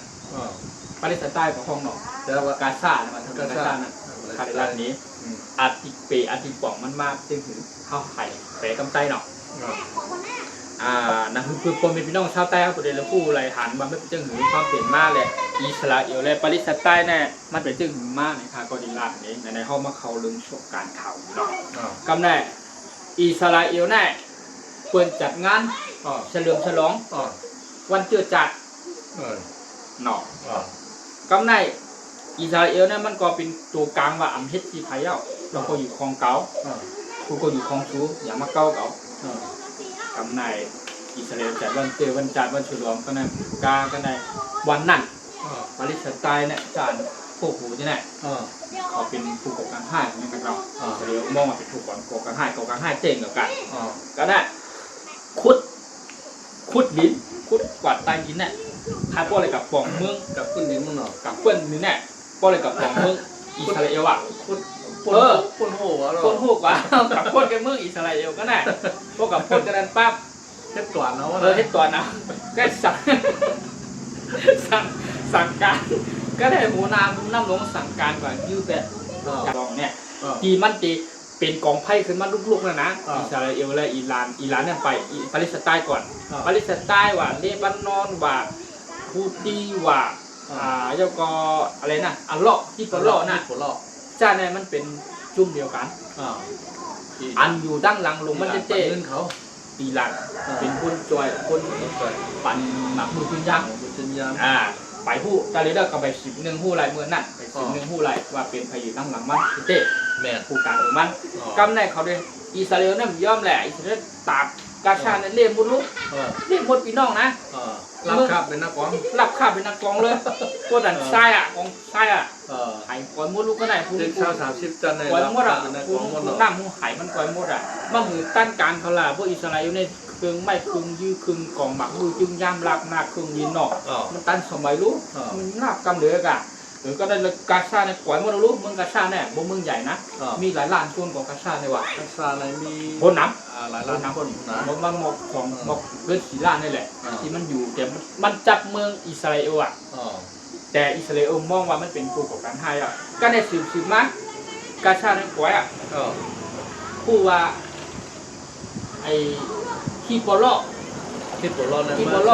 มันสนับสนุนจอยแท้งตากปลอฮูตีผู้เนี่ยตากผู้ตีกำไรผู้3 เมี่ยวก่อนนะฮิปโปโลผู้ตีแล้วก็เลบานอนผู้อิสราเอลเนี่ยคือก็ผู้ก็สั่งเก็บหัวนาลงหัวใหญ่ๆแขนก็เขาคือผู้ก็ปีสมชายคำหลาเขา มันจะเป็นเทคโนโลยีจากดาวเทียมอ่ะ อ๋อกล้องวงจรเนี่ย กวนเราเนี่ยมันมีกวนเราหนึ่งกวนเรานั้นมีรหัสเนี่ย อ๋อมีเหรอฮะ เหมือนรหัสประชาชนนะมีรหัสลูกกูก็ อ๋อ รหัสตั้งหลังบัตรประชาชนนะ อ๋อ แต่เหมือนอิสราเอลยังคูเมืองอะไรก็มีรหัสที่เป็นพาสปอร์ต อ๋อ ที่เป็นพาสปอร์ตนั่นมีรหัสกูก็คิดว่าอิสราเอลเนี่ยใจเทคโนโลยีแบบไหนเขาก็ไม่รู้เนาะโอเคยิงเป้าเนี่ยหูหน้าลงเนี่ยกะแอบกะซ่อนกับแป๊บกุตีเนี่ยคลิปอะไรเนี่ยทีเดียวเลย ไว้เนาะ ไว้เลยกันแน่ผู้ว่าอิปลอกเดบานอนแล้วก็กลุ่มฮูตี มูตีเย็น ปาเลสไตน์รับหน้าเป็นรับกองอ่ะถือว่าผู้ว่าเห็นมากันผู้แข่งแข่งอิหร่านเป็นคนบงการของมัน อ๋อ ใช่ไหม อ๋อเขาจะได้เป็นดินเป็นมืออิหร่านเนาะ เป็นทีมมือเป็นอิหร่านไงก็น่ะก็ผู้อิหร่านเป็นเมืองลงแหละ ใช่ว่า ตกกันไปเลยก็น่ะ ตัวอิหร่านนะ ตัวอิหร่านก็สวยมากมันก็สวยกว่า เมื่อปีกายได้เขาเอาปีทูสปิริตคือปีทูเนาะกับปล่อยฉายตี โรงงาน ไตอันที่เขาเฮ็ดนิวเคลียร์ นิวเคลียร์ นะ นะเขียนเดินอิสราเอลนะกำแหน่ตีไปตีมาของมันคาถึงมาในขนอกผู้ว่าอิหร่านได้เป็นคนอยู่ตั้งหลังตาเตี้ยกันนะอิสราเอลไทยกัน นั่นน่ะ มา จอยกัน จอยกันก็มาจอยกันปุ๊บเนี่ยสองหมาอำนาจมันใหญ่รู้คืนไม่คืนมือเนี่ยอ้อเนี่ยเก่งที่สุดในกับผ่า แล้วอ่ะ แข็งที่สุดอ่ะก็น่ะตกอิหร่านเนี่ยก็น่ะนี่แหละที่มันเป็นที่ไปที่มาอะไรอย่างน้ำมันก็แพงอย่างก็ปิดต้องแคบมุดแพงและอิสราเอลกับอเมริกันว่าหูกันมันเป็นที่ไหนกำแน่อิสราเอลกับอิหร่านเนี่ยมันถ่ายกันอยู่แล้วมันมีความกดเก็บแค้นน้ำใจกันอยู่แล้วก็แน่อิหร่านและอเมริกันเนี่ยมันก็มีตั้งแต่คุณรุ่นทำสมัยแรกไงเป็นผู้นำเลยมากกว่าที่สองก็เมียเนาะมันจึงไทยนั่นแหละเตาถ่านน่ะ การไปถามแต่วันน่ะที่ใจวันอยู่ในเป็นสารปีสายตัวยางเนาะ สายตัวยาง ต้นไม้ยางหน้าในจ่องสูงไม้ยางอ่ะ ไม่ยางเนี่ยสูงสูงหนักอิสราเอลอ่ะไอรอนโดมของเขานั่นแหละอิหร่านได้เอาขีปนาวุธยิงมาเนาะมันปล่อยไอรอนโดมยืดขึ้นเหนือเนาะกัดจับไผ่ดีๆอ่ะ ผมคุณหนามจับผมเพื่อนหนาม จับไผ่ดีๆก็จับในเมื่ออิสราเอลได้รับคาเป็นนักขวางเพราะเช่นนั้นปล่อยกัมมาเป็นเสียพันลูกอ่ะนั่นแหละเพราะอิสราเอลสองแก่อย่ามันยังไงเนาะเขายื้อกับบางไปไม่ย่างหน้าเนี่ยนะตัวยาสารปีเนี่ยมันจำถูกนาอารมณ์มันปล่อยมันนั่นเตะปล่อยมาหนึ่งกำเฮงลูกอ่ะพูดได้แหละเมืองเนี่ยว่าเป็นเมืองหลงเนี่ยนะคาเดลัดนี่บ่มีพี่น้องนะเมืองหลงเนี่ยมันจึงสุ่มเนี่ยสุ่มอันสุ่มข้าวสุ่มพักนั่นเพราะฉะนั้นสุ่มข้าวสุ่มพักบ่ฮอนเรดาสุ่มน่ะเป็นเมืองเนาะสุ่มว่าอันนี้เป็นเมืองสุ่มไม่อยู่เรดาเข้าไปอยู่หมากในมาทั้งหลายก็หุ้มหมดอ่ะจับอะไรหมดจุดจับอะไรหมดเปิดใจเทคโนโลยีกุญตาคือไม่คือยืดเดียตันสมัยนะเพราะว่ามันต้องสมมติว่าลูกกะดียิ่งดังเมืองมันเขามาตึกถึงเก้งตุงอ่ะเดต้าจับอะไรอ่ะนะหมากตึกเขามาถึงเก้งตุงอ่ะตึกตั้งเมืองมันอย่างตุงยืดเขามานะมันอยู่เมืองไทยเขาเนี่ยแหละถึงเก้งตุงอ่ะเดต้าสัญญาณมันจับแล้วกำลังมาอันนี้ก็เตรียมการไปแล้วเตรียมการแล้วเนาะยืดถึงกับฮับตอนเนาะสุดยอดยอมพาว่าเมืองอิสราเอลไว้เลยแต่ว่าเมืองไทยเนี่ยมีเมืองไทยมีเมืองลาวมีอย่างแรกมีในข้าวหุ้มมือไทยดังกับผู้ชายยืดกันน่ะไทยในใจประชาชนถอยกับมันหมดรู้เขาว่าอันนี้ลูกกันไงหมากของกับผู้ชายในมันแต่ยืดหลายกิโลในเขาพูดรู้เนาะไกลน่ะก็130กิโลในว่าเขาว่านะอันมิกซาเอ็มนะแล้วก็ไทยถอยเขาก็อยู่ไป150กิโลแหละนั่นน่ะว่าเป็นจังคือก็อันไหนตัวกับผู้ชายเขายืมมายืมมามันมีอันตัดจะยืมครับตอนมันขึ้นอ่ะนี่ไงขนาดเมืองไทยในขึ้นใหญ่ไม่ชุงแต่หน้าในเขาว่าเมืองไทยแก้วนะใช่หรอไปขึ้นเมืองอิสราเอลก่อนทั่วหางพอมาหมดเลยเนี่ยตึกกันยืดกันหน้าทาริรัตติเองนะเมื่อเขาในขายใจอินแห้งใจตังความชำนาญประมาณน่ะเขาชำนาญในประสบการณ์ยืดกันก็มือจำร้อยแต่ก็เป็นเมืองหลงเต้ๆน่ะใจสมองมันสมองเหมือนที่ว่าอิสราเอลเนี่ยเท่าวันนี้แหละมันจะยิ่งกับทางเมืองอ่ะห่างกันตา3 เพลงลักอ่ะไม่ทะเลนะมันขาผู้นำ ฮามาดฮะอยู่ที่สถานทูตของอิหร่าน อืม ที่ในเมืองอย่างว่าที่มันไปดูปล่อยเมืองนั้น คุณที่ฮาลันก่อน ปล่อยขีปนาวุธกับโต๊ะไข่ ก็เจ๊กกันเลยก็ปุ่มไปเลย สุดยอด อย่างเนี่ยเขาเรื่อง อย่างได้แข่งนะกำแหน่งประมาณวนได้ป้ายยื้อเลยป้ายเขี้ยเขียงแน่มีอย่างได้ทำเรื่องใหญ่ที่สุดสังเกตว่าเขาก็เหมือนกันเขาเป็นพี่น้องคนคือใต้เขาหน่อยเลยจุ่มซึกใต้เขาน่ะเขากับวันพุ่งเมืองจะแบบพักตั้งกูจุ่มอ่ะจะเป็นจุ่มซึกใต้เขาหน่อยใครเข้าเขาวันพุ่งเมืองก็ใครมาต้องเป็นปากกันอันเดียวกันเฮ้ใจป้ายปีเนี่ยแต่ในนั้นใจป้ายปีเนี่ยแต่บ้านเนี่ย ทำใจดีแห้งเข่งว่าเขาเอาป้ายปีเนี่ยเข่งหน้าทางไปทางก็ทางเป็นก้นเอาไหว้คือกับมันถือไหว้ใจเครื่องกับใจไม่คือไม่พายก็ใจไม่พายมาตรงดีกว่าล่ะเอาที่ปั่นโค้งปั่นหางไงกับฮับหางอ่ะที่พวกเป็นเครื่องเทคโนโลยีมันเหมือนจึงนั้นตัวเสียไฟแหลงก็เดียวตำรวจกับไฟรู้เราเสียเวลามันขึ้นไปก่อนขึ้นไปก่อนว่าได้ไหนใช่ไหมเนาะนั่นแหละว่าจะขึ้นไปก่อนนะวันปิ๊งในตายเนาะตายกันแล้วเปิ้ลเอาไฟเขียวไฟแหลมมาติดไว้มันเหตุการณ์อัตโนมัติของมันนั่นแหละใต้เขาในหลุดเลยหมดใจเทคโนโลยีใช่เปิ้ลหลงมันก็หลุดไรที่ละโครงการผมนำหนึ่งใจเดียวเจ้าก็คือเขาหมอเฮ็ดคือกองทุนกลางลักนักหมอเฮ็ดขีปนาวุธเป็นเก็บที่กลางวันเมืองเขาพอเป็นนักหนักชื่อก็เจ้าก็ใครผ่าตั้งผู้ได้ทำทุนเงินหมุนพันใจยิงเนาะก็บุคคลอันที่จะเป็นรองพี่น้องอันส่งข่าวส่งงานเนาะส่งการที่เขาให้ทักส่งเกี่ยวกับอันตาที่เกี่ยวกับเป็นรองวัฒนธรรมของเขาพี่น้องชาวใต้เขาเนาะมีหนุ่มอาใจยิงที่ก็ที่กุลแลนคนกัดคนแขนคนดงลอยเนาะจานเนี่ยเขาย่อมพามาคนแขนเตี้ยคำหลาวเนาะพี่น้องเขาก่อนนะจำได้ฝากมาถึงไทยเป็นเป็นแห้งกันเนาะอ่ำวายอยู่ตั้งปอดมึงหลายกระเย่าพี่น้องเขาคือใต้เขาเนาะคือพี่น้องคนคือใต้เขาจะเล็กขึ้นใหญ่ใหม่สูงนับหนึ่งใจเดียวกันกว่าต้องมานั่งกันเนาะเขาอันเป็น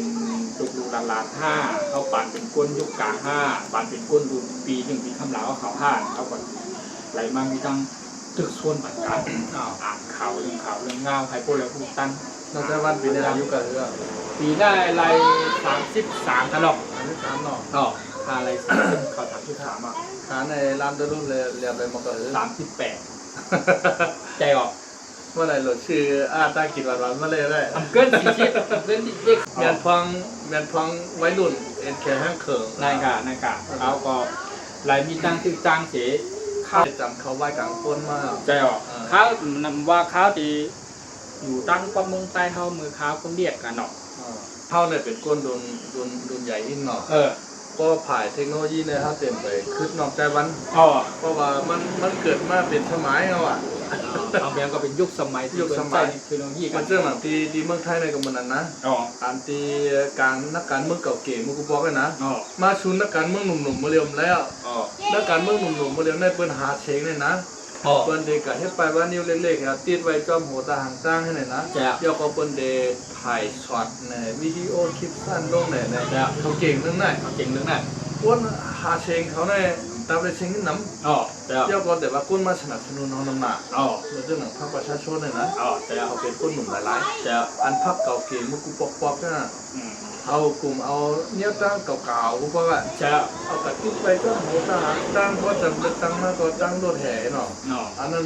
เชงต้นทุนมันหนัก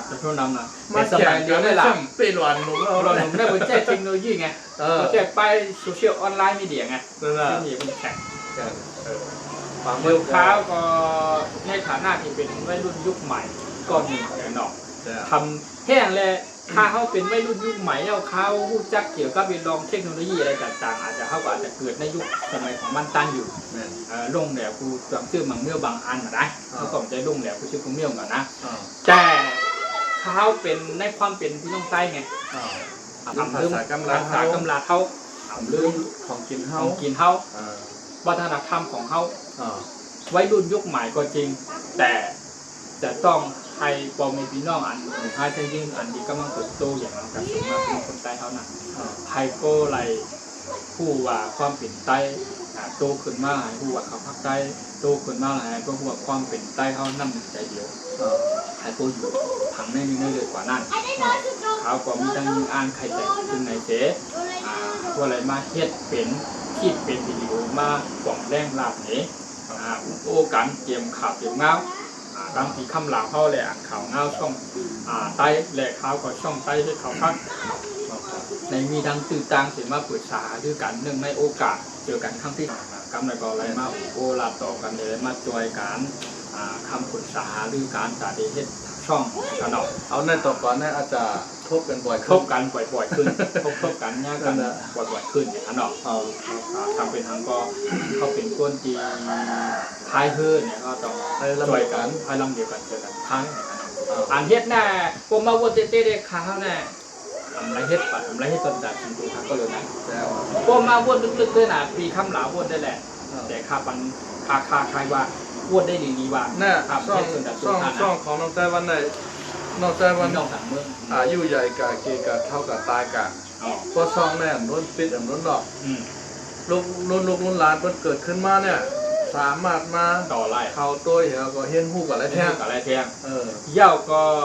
พี่น้องต่างมาต่างเมืองต่างคือก็อะไรมาฮู้จักเขาเป็นใต้เขาหนำเขาภาคใต้หนำเขาหมอเขายกตัวอย่างว่าเขาหมอปิ้งหูเน่านี่แหละปิ้งหูแขนเรียกก็ปิ้งในห้องโก้ห้องนอนเพื่อนเท่าหน้าหนังขวางใครปอนหนังคือก็เดี๋ยวไรก้นปิ้งถนเอายางถนเอาในมอกันกูก็มองกูก็มองกันก็น่าแต่ว่าเอาลง YouTube เอาลงช่องหน่อยเพกะยากกว่าพี่น้องต่างวันต่างเมื่อก่อนหูจักหูจักของกินใต้เขาเจอหรือลองอยู่ลองกินวัฒนธรรมพี่น้องใต้เขาในขาเขาในทำวิธีตั้งอ้างใครแก่ถึงซึ่งในหนังโดยเฉพาะมีพี่น้องต่างว่าต่างเมื่อต่างคือไหนกันเนาะขายโคตรเลยเมื่อเดี๋ยวในอันเจ้าพันหลังในอันชวนใจลองการกินใต้เขาจ่อมีอ่ะมีกำลังมาอังกฤษเป็นพี่น้องต่างชาติคือนะแล้วแม้แต่กระทั่งพี่น้องชาวไทยของเขาผู้เป็นที่รักของช่องคาผู้ก็ผู้กวนนะพี่น้องชาวไทยพี่น้องคนเมืองทุกภาคเลยมาเป็นเอฟซีของไทย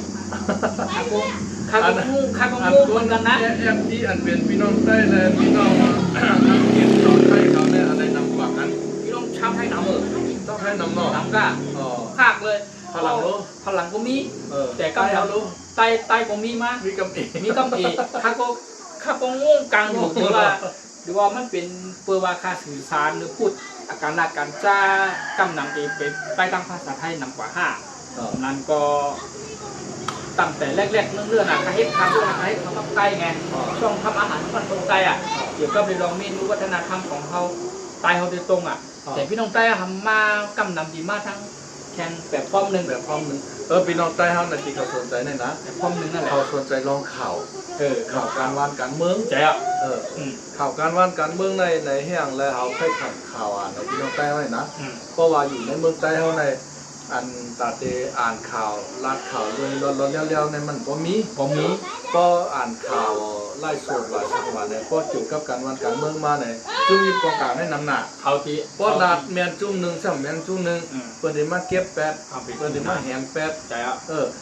ย้อนคนนั้นเลยพี่น้องใต้เขาอ่านอยู่ในเมืองใต้ในเขาจะอ่านข่าวใช่ยกช่องข่าวใต้เขาอ่านเป็นด้านการก็อีนะใช่อันฟังไหมจะมีอันผู้ต่อยฮอกเลยใต้เราแล้วนอกจากนั้นได้เป็นข่าวส่วนตัวมีเดียยูทูบเบอร์ใช่แล้วก็แต่ว่าเขาเลยมาอยู่เมืองไทยไหนมันเขาเลยข้อมูลมาหลายทีหลายตั้งเนาะเพราะตาเขากว้างมาพออยู่เมืองใต้ไหนมานเขาก็เป็นปันมาแห้งอินเทอร์เน็ตในปันมาเป็นป่องแห้งก็อีกพอเข้าเฮ็ดเรื่องเกี่ยวกับเรื่องอ่านข่าวแค่หนาวประมาณข่าวปันมาเนี่ยก็ปันมาเฉพาะเหมือนอย่างว่าตั้งใจเราเคยปันเอาปันก็กับปันก็ขึ้นเนี่ยปิกเพราะฉะนั้นเนี่ยเมืองเขาเนี่ยมันมีแต่การปิกปันไปเป็นอย่างนั้นทุกกันแม่เพิ่นว่าปิดหูปิดตาว่าแน่อำใจว่าพี่น้องเจ้าคือใต้มันปิดกันใจเพราะว่าฉับหมูของเขานั่นเข็มของเขาเนี่ยปิดเขานั่นแหละโซเชียลมีเดียก็ถึงเยอะกว่าพี่น้องใต้เฮาในอันที่เขาสนใจเนี่ยนะเรื่องข่าวการวานการเมืองเป็นสู้กันตึกกันลบกันย้อนไปว่าตั้งแต่เฮาเกิดมาก็หานาวะซึ่งใต้เฮาซึ่งมานั่นถูกกันยิงกันแม่นกันพันกันจะใครพูดน่ะข่าวจังได๋ อ๋อ แข่งรองหนึ่งก็ข่าวบันเทิง เจ้า อันที่เปิ้นเฮ็ดเจิงปอดอย่างอีลงน่ะอันที่ละ5ล้านอันที่หุ่นโหนด้วยน่ะ การทำของแต่ละชนเผ่าที่พี่น้องชาวใต้เนี่ยมันเป็นจังไหน อันอันเฮ็ดเขาเฮ็ดพักไหนเลยสำคัญเต้ๆอันนะมุนเจ้าอยู่เนื้อจ้องเนาะต้องมีดีเพิ่นพุ่นน่ะ อ๋อ พอตะกามมาลองซ้อมมันจอมในช่วงซ้อมอ่ะ อ๋อ เพราะมันจอมบ่ได้ซ้อมเลยกินข้าว อ๋อ ลองเฮ็ดเขาเฮ็ดพักไหนสำคัญ มันเป็นจริงไหนเนี่ย ลำลองเต้ ลำลองเต้ครับ เออก ำลังว่าเป็น การกินน่ะ มันเป็นจึงหือไหนว่าทำเที่ยงในคาว่าการเฮ็ดเขาให้พักใต้เฮาได้เนาะ เออ เจ้าคือใต้เฮาอาจจะบางก็ดีทรงเฮ็ดปรารถนาให้เขาให้พักเนาะบางก็ที่มาช่วยเปิดความสนุกสนานห้าทั้งเกี่ยวกับมวลห้ามันก็มาช่วยเปิดความเป็นอยู่ของข้าพเจ้าให้อยู่ห้ามันก็บางก็มาช่วยเปิดผ่านบัตรหาห้ากันคาคมพูดเนาะ อ๋อ แต่ว่าในส่วนของตั้งวนของคาแลป้ายวนของคาเต้ได้ในฐานะที่เป็นพี่น้องคนใต้คนหนึ่งเนาะเป็นเรื่องเดินใต้คือคนใต้เต้เนาะ อ๋อ เจ้าก็พอมาวนเต้เนี่ยเขาเป็นวัยรุ่นยุคใหม่วัยรุ่นยุคใหม่นะ อ๋อ ข้ามสนใจข้ามเฮ็ดก็ไร ใช่ เขามีตั้งเลือกหลายตั้งนะ อ๋อ เขาเฮ็ดช่องอย่างอื่นแนวอย่างอื่นก็ไร ใช่ แต่กำนายพอมาวนได้อันติเปรที่เปิงลงที่กลางเต้นะ อ๋อ ข้ามไม่ให้คุณถึงตัวคาเต้เพราะว่าคำว่าใกล้แล้วในเป็นที่ในคำว่า FC ของข้าผู้ติดตามของข้าพี่น้องชาวไทยกำลัง อ๋อ แล้วก็พี่น้องคนเมืองคนไทยโดยเฉพาะพี่น้องคนภาคอีสานนะ พอเขาหลักการไตการไทยผสมกันเห็นนะ แต่ว่าพอเป็ดพี่น้องไต้เขากำพองก็ว่ามันหลักการไตการไทยชนกันห้องเคยถอมเลยก็แต่มี อาจจะมีพอ แต่ว่าอันนี้เขาแต่หันข้อให้มันหนอก เขาหายมา พอดีมันแน่ก็เขาหลักการไตการไทยชนกันนะ คนก็ดี พี่น้องไทยเขาว่าเพิ่นได้เข้ามาตัวโอ้มันได้หลานอะไรของภาษาหลานอะไรด้านภาษาการไทยการไตเนี่ยเข้าใจง่ายดีเพิ่นก็มาตัวเขาติด ปง ตามว่า ปงแรก ตีเต้มันน่ะพี่น้องใต้และพี่น้องไทยเนี่ยเขาก็เป็นพี่น้อง พี่ กัน น้องกัน นับด้วยละ1ต่อถึง10ไม่เหมือนกันอันแบบกันมันก็เสียงมันก็ ใช่ เสียงไทยเนี่ยเดี๋ยวเว้า ก็ เสียงใต้เนี่ยเดี๋ยวรับนั่นแหละ กำเนิดพี่น้องไทยพี่น้องไทยกูภาคนะมาตั้งภาคใต้ภาคกลางภาคเหนือโดยเฉพาะที่เป็นพี่น้องภาคอีสานนะ FC ของข้าหรือว่าที่มาปั่นแห้งค้าเนี่ยก็กำนำที่เป็นอันจับวันจับเมืองไทยเนี่ยก็จะเป็นทั้งลาวกับกัมพูชาแล้วก็เวียดนามทั้งมาเลเซียสิงคโปร์อินโดนีเซียนะที่เป็นพี่น้องชาวต่างประเทศที่อยู่จากเมืองไทยนะสิงคโปร์พวกนี้นะพี่น้องชาวจีนแต่กำไนก็มาวนได้ลึกๆเต้นะพี่น้องนะข้าภาคใต้เนี่ยส่วนภาคใต้เขาเนี่ยข้ามีอยู่พี่น้องใต้เขามีกูเกิลหนึ่งเพื่อนแผ่นเท่านั้นแคบๆแหละ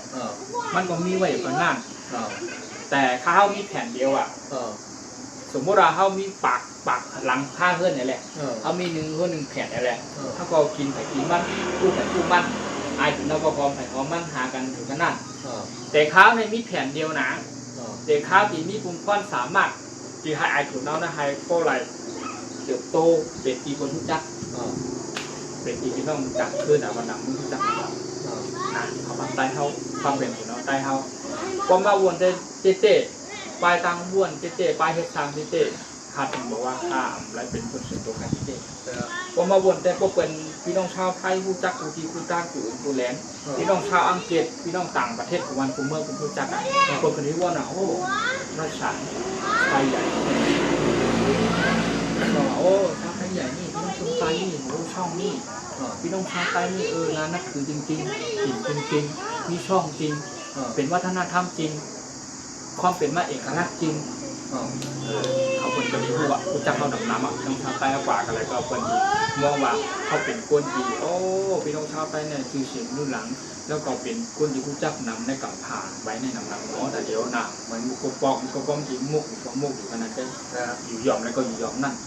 มุมแล้วก็มุมนั่นแต่เดี๋ยวเขาเป็นพี่น้องคนใต้จริงเขาว่าไว้รุ่นยุคใหม่เขาก็มาช่วยกันผลักดันกันเป็นเที่ยงกันหนังคือความเป็นพี่น้องใต้เขาแต่ที่คือใต้เขาความเป็นเอกลักษณ์ใต้เขาแหละครับก็ให้เป็นผู้จักหนังน้ำเหมือนข่าวก็เหมือนกันเขาก็พยายามมาอ่านข่าวฝันหาข่าวเอามาบันอัปเดตพูดเลยพูดถึงหันถึงกันเนาะนับต่อจากในป้ายขนอกคำไหนปีคำเหลาเข้าขนอกช่องอ่านข่าวใต้แหละเขาก็ทีเลยมาอัพมาฮุบเท่ากันบ่อยๆคำไหนต่อจากที่ไปเมื่อใดก็เป็นมือตันยามดีขนอกที่ช่วงเวลา9 โมงครึ่งเฉลียวคำไหนยินโจนพอเป็นพี่น้องทุกคนที่อ่านเข้ามา ปั่นในบันแห้งเท้าในข้องใต้เฮ็ดเขาพักแลช่องอ่านข่าวมีคำลาเขาขนอกเขาก็ยินตัวมีคำลาเขาใหญ่น้ำแล้วก็ตีไว้ใจเสียมาหาคำปรึกษาหาดูกันขนอกเขาก็ยินดีปั่นปีหยาตั้งหุ้มเชิงอันเทียมเนี้ยวตั้งหุ้มเท้ามีเท้าก็ถ่ายทอดลาปั่นขนอกเขาเป็นพี่น้องใต้ก่อนหนึ่งเขาเป็นคนที่ไม่ใจตาไปปั่นปลายแบ่งปั่นลายยิงปั่นลายที่เขามีทั้งหุ้มหนักมีชมชายก็พวดที่ได้เอากว่าเก็บกว่าใจเป็นคนข้าวยากนะผมมีพี่น้องก็เกี่ยงสนใจข่าวเงาเกี่ยงสนใจเกี่ยวก็ไปลองวันเมืองกันให้เขาตั้งเมืองนานนั่นครับหนังเลยพวดจะเป็นช่อง YouTube อ่อนนึ่งช่องเดียวให้พวดจะเป็นผู้จ้าผู้นำผู้จ้าขึ้นนำรับปัดแห่งปีสมชายเลยเป็นข้างหลังเขาแต่ก็กำนำพี่น้องเจ้าเพื่อใต้ดีเป็นFC จากปีสมชายกับเมืองใต้เขาหนอกนำเป็นน้องใต้ก็ฝากไปถึงความคิดถึงกลับมาหาข่าวของเขาขายฐานะข่าวก็เป็นพี่น้องคนใต้คนช่องทำอาหารคือบ้าน อย่า ใต้ ลืมกดติดตามของนอกใจวันขนมทำอาหารพื้นวันคนไต้อย่าไปลืมติ๊กไลน์ติ๊กแชร์ติ๊กชับไข่ได้ส่งผู้โพสต์มาปั่นขนมส่งตุ๊กตามาปั่นขนมนับต่อจากอันนี้ป้ายค้าปฏิเป็นเขาเข้ามาคำปรึกษากันซึ่งกันในการตัดสินกับอาจจะมีตั้งเฮ็ดขับภาคใต้ข้าวฟองดอกความเป็นพี่น้องคนใต้หรือว่าท่านทำของข้าวฟองการเฮ็ดขับภาคใต้ข้าวฟองแล้วก็อาจจะมีการอ่านข่าวเงาอะไรจอยเนาะเวลาที่บอกว่าพี่น้องคือใต้ข้าวฟองนะครับคนไปก็จะเอฟซีกูเกิลกูกวนพี่น้องเจ้าคนใต้ก็จะเลยพูดว่าช่องทำอาหารคนใต้และช่องปีคำเหลาอ่านกับได้ฉานในคนสนิทกันคนเพื่อนกันคนเป็นคำปรึกษาหรือกันอยู่เนาะให้เข้ายามมือนานก็พอจะได้ตอนนั้นก็ปีคำเหลาอะไรปีตั้งไทยในห้องปีสมชายเนาะก็เลยตั้งยากำไรตั้งปีตั้งใต้ห้องบนห้องว่ามีคำแจ้งคำเหลาในขนมช่องนะอ่านข่าวใต้ราชฉาน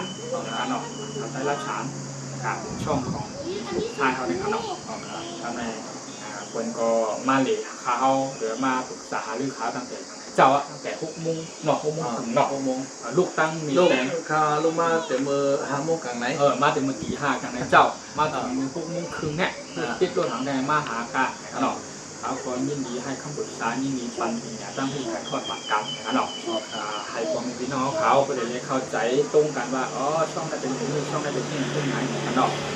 ให้พี่น้องเจ้าคือแต่พวกอะไรผู้จักน้ำบันแห้งน้ำเดี๋ยวพี่น้องเจ้าคือไทยเราก็เหมือนกันพี่น้องชาวไทยทุกท่านทุกคนที่เป็นFCของข้าอยู่นะโดยเฉพาะที่เป็นพี่น้องชาวต่างประเทศของข้าที่ควรเป็นFCของข้าตามข่าวบันแห้งของข้าอยู่คนก็เป็นผู้จักน้ำเหมือนกันเนาะ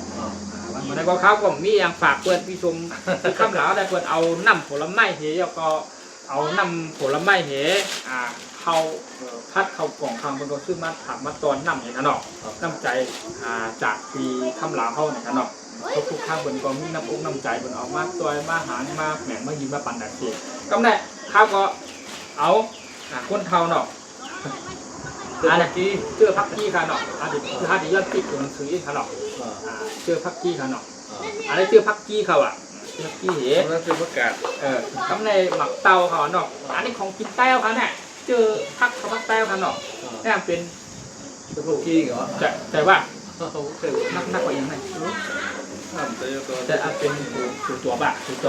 ได้พักน้อยค่ะเนาะน้อยนะครับดีเฮ็ดมีช่วยดีๆกันอยู่แล้วพูดจักเนาะพี่น้องจักคือพี่น้องจักได้แล้วพูดจักอยู่แล้วไม่เป็นปุ๋ยเอาปุ๋ยอ่ะปุ๋ยก็บอกว่าเนี่ยมันเป็นสิ่งในคันเนาะพี่น้องอันนี้เป็นเจี๊ยบพักน้อยค่ะอันนี้เป็นอันนี้พักน้อยมาดอกเข้าไปอย่างนั้นเม็ดเหมือนกันไหมล่ะเม็ดมันดำ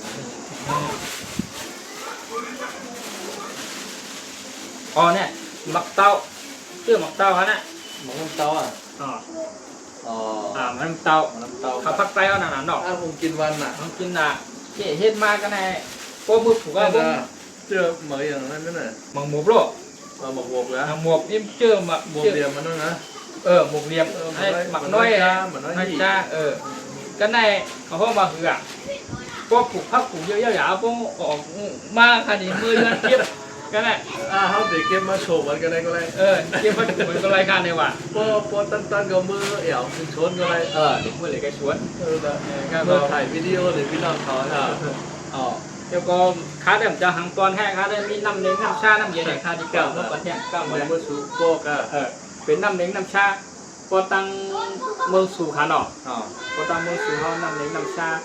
อุ่นๆห้อนๆในขาเนาะ ครับน่ะ ใส่ง่า มันเป็นยา เนียงเป็นเนียงนั่นแหละเนียงเมืองสู่ นั่นน่ะ ผัดเค็มของนี่ มันน้ำเลี้ยงในจอยอะไรมันจะลดปั่นโรคเบาหวานนะ แต่ โรคเบาหวานโรคไขมัน ความดันเนาะ ก้นเท่าใต้ห้ามุกุบอกคนพวกเป็นโยกกะนะ อายุยืนอ่ะ อายุยืนนาบ่กินน้ำเลี้ยงนิด อ๋ออายุยืนอ่ะแค่บาทขา ๆ เนาะ เมื่อเลี้ยวได้เพิ่นกินน้ำโคกนิด บาทเนาะโอเคค่ะเนาะก็จากวันมาได้กาเขาช่องทำอาหารพื้นบ้านคนใต้แหละช่องไต้ขับภาคแหละปีคำลาวเขาช่องขับไต้ละฉานได้นะครับเนาะผมตีย้อนข้องสีลงลายลงคลิปวิดีโอก่อนกันเนาะวันนาวันตาโอกาสนามาต่อจากนี้ก็ที่พบกันบ่อยๆใครมาป่องแรงหลักในถึงเนาะความเป็นมาแลการอ่านข่าวอ่านง่ายอะไรกันทำอาหารพื้นบ้านคนใต้ก็เป็นจริงครับผมแล้วมาผมพูดกันกันเดี๋ยวรัดเราพอที่น้องเอฟซีขอบคุณกันใหม่สูงยิ่งตัวผมก็ขาดเลยวันในวันที่ วันที่13 วันที่13 เดือนที่2026นะครับเป็นวันพุธเนาะ บ่ได้เป็นวันพุธ วันพุธนะครับอยู่ที่ช่วงเวลาที่ไร10 โมงค่ะอันเนาะทำให้3 ไทยแอปเจียวคากูก็อยู่ดีกินหวาน อ๋อ เหตุการณ์ขึ้นอย่างไม่สูง แล้ว ไทยแอปเจียวพาพี่น้องแต่คากูก็อยู่ดีกินหวานมีเงินมีคำกันนำคำค้า ไม่ฟุ้งค่าหน้าไม่ฟุ้งค่า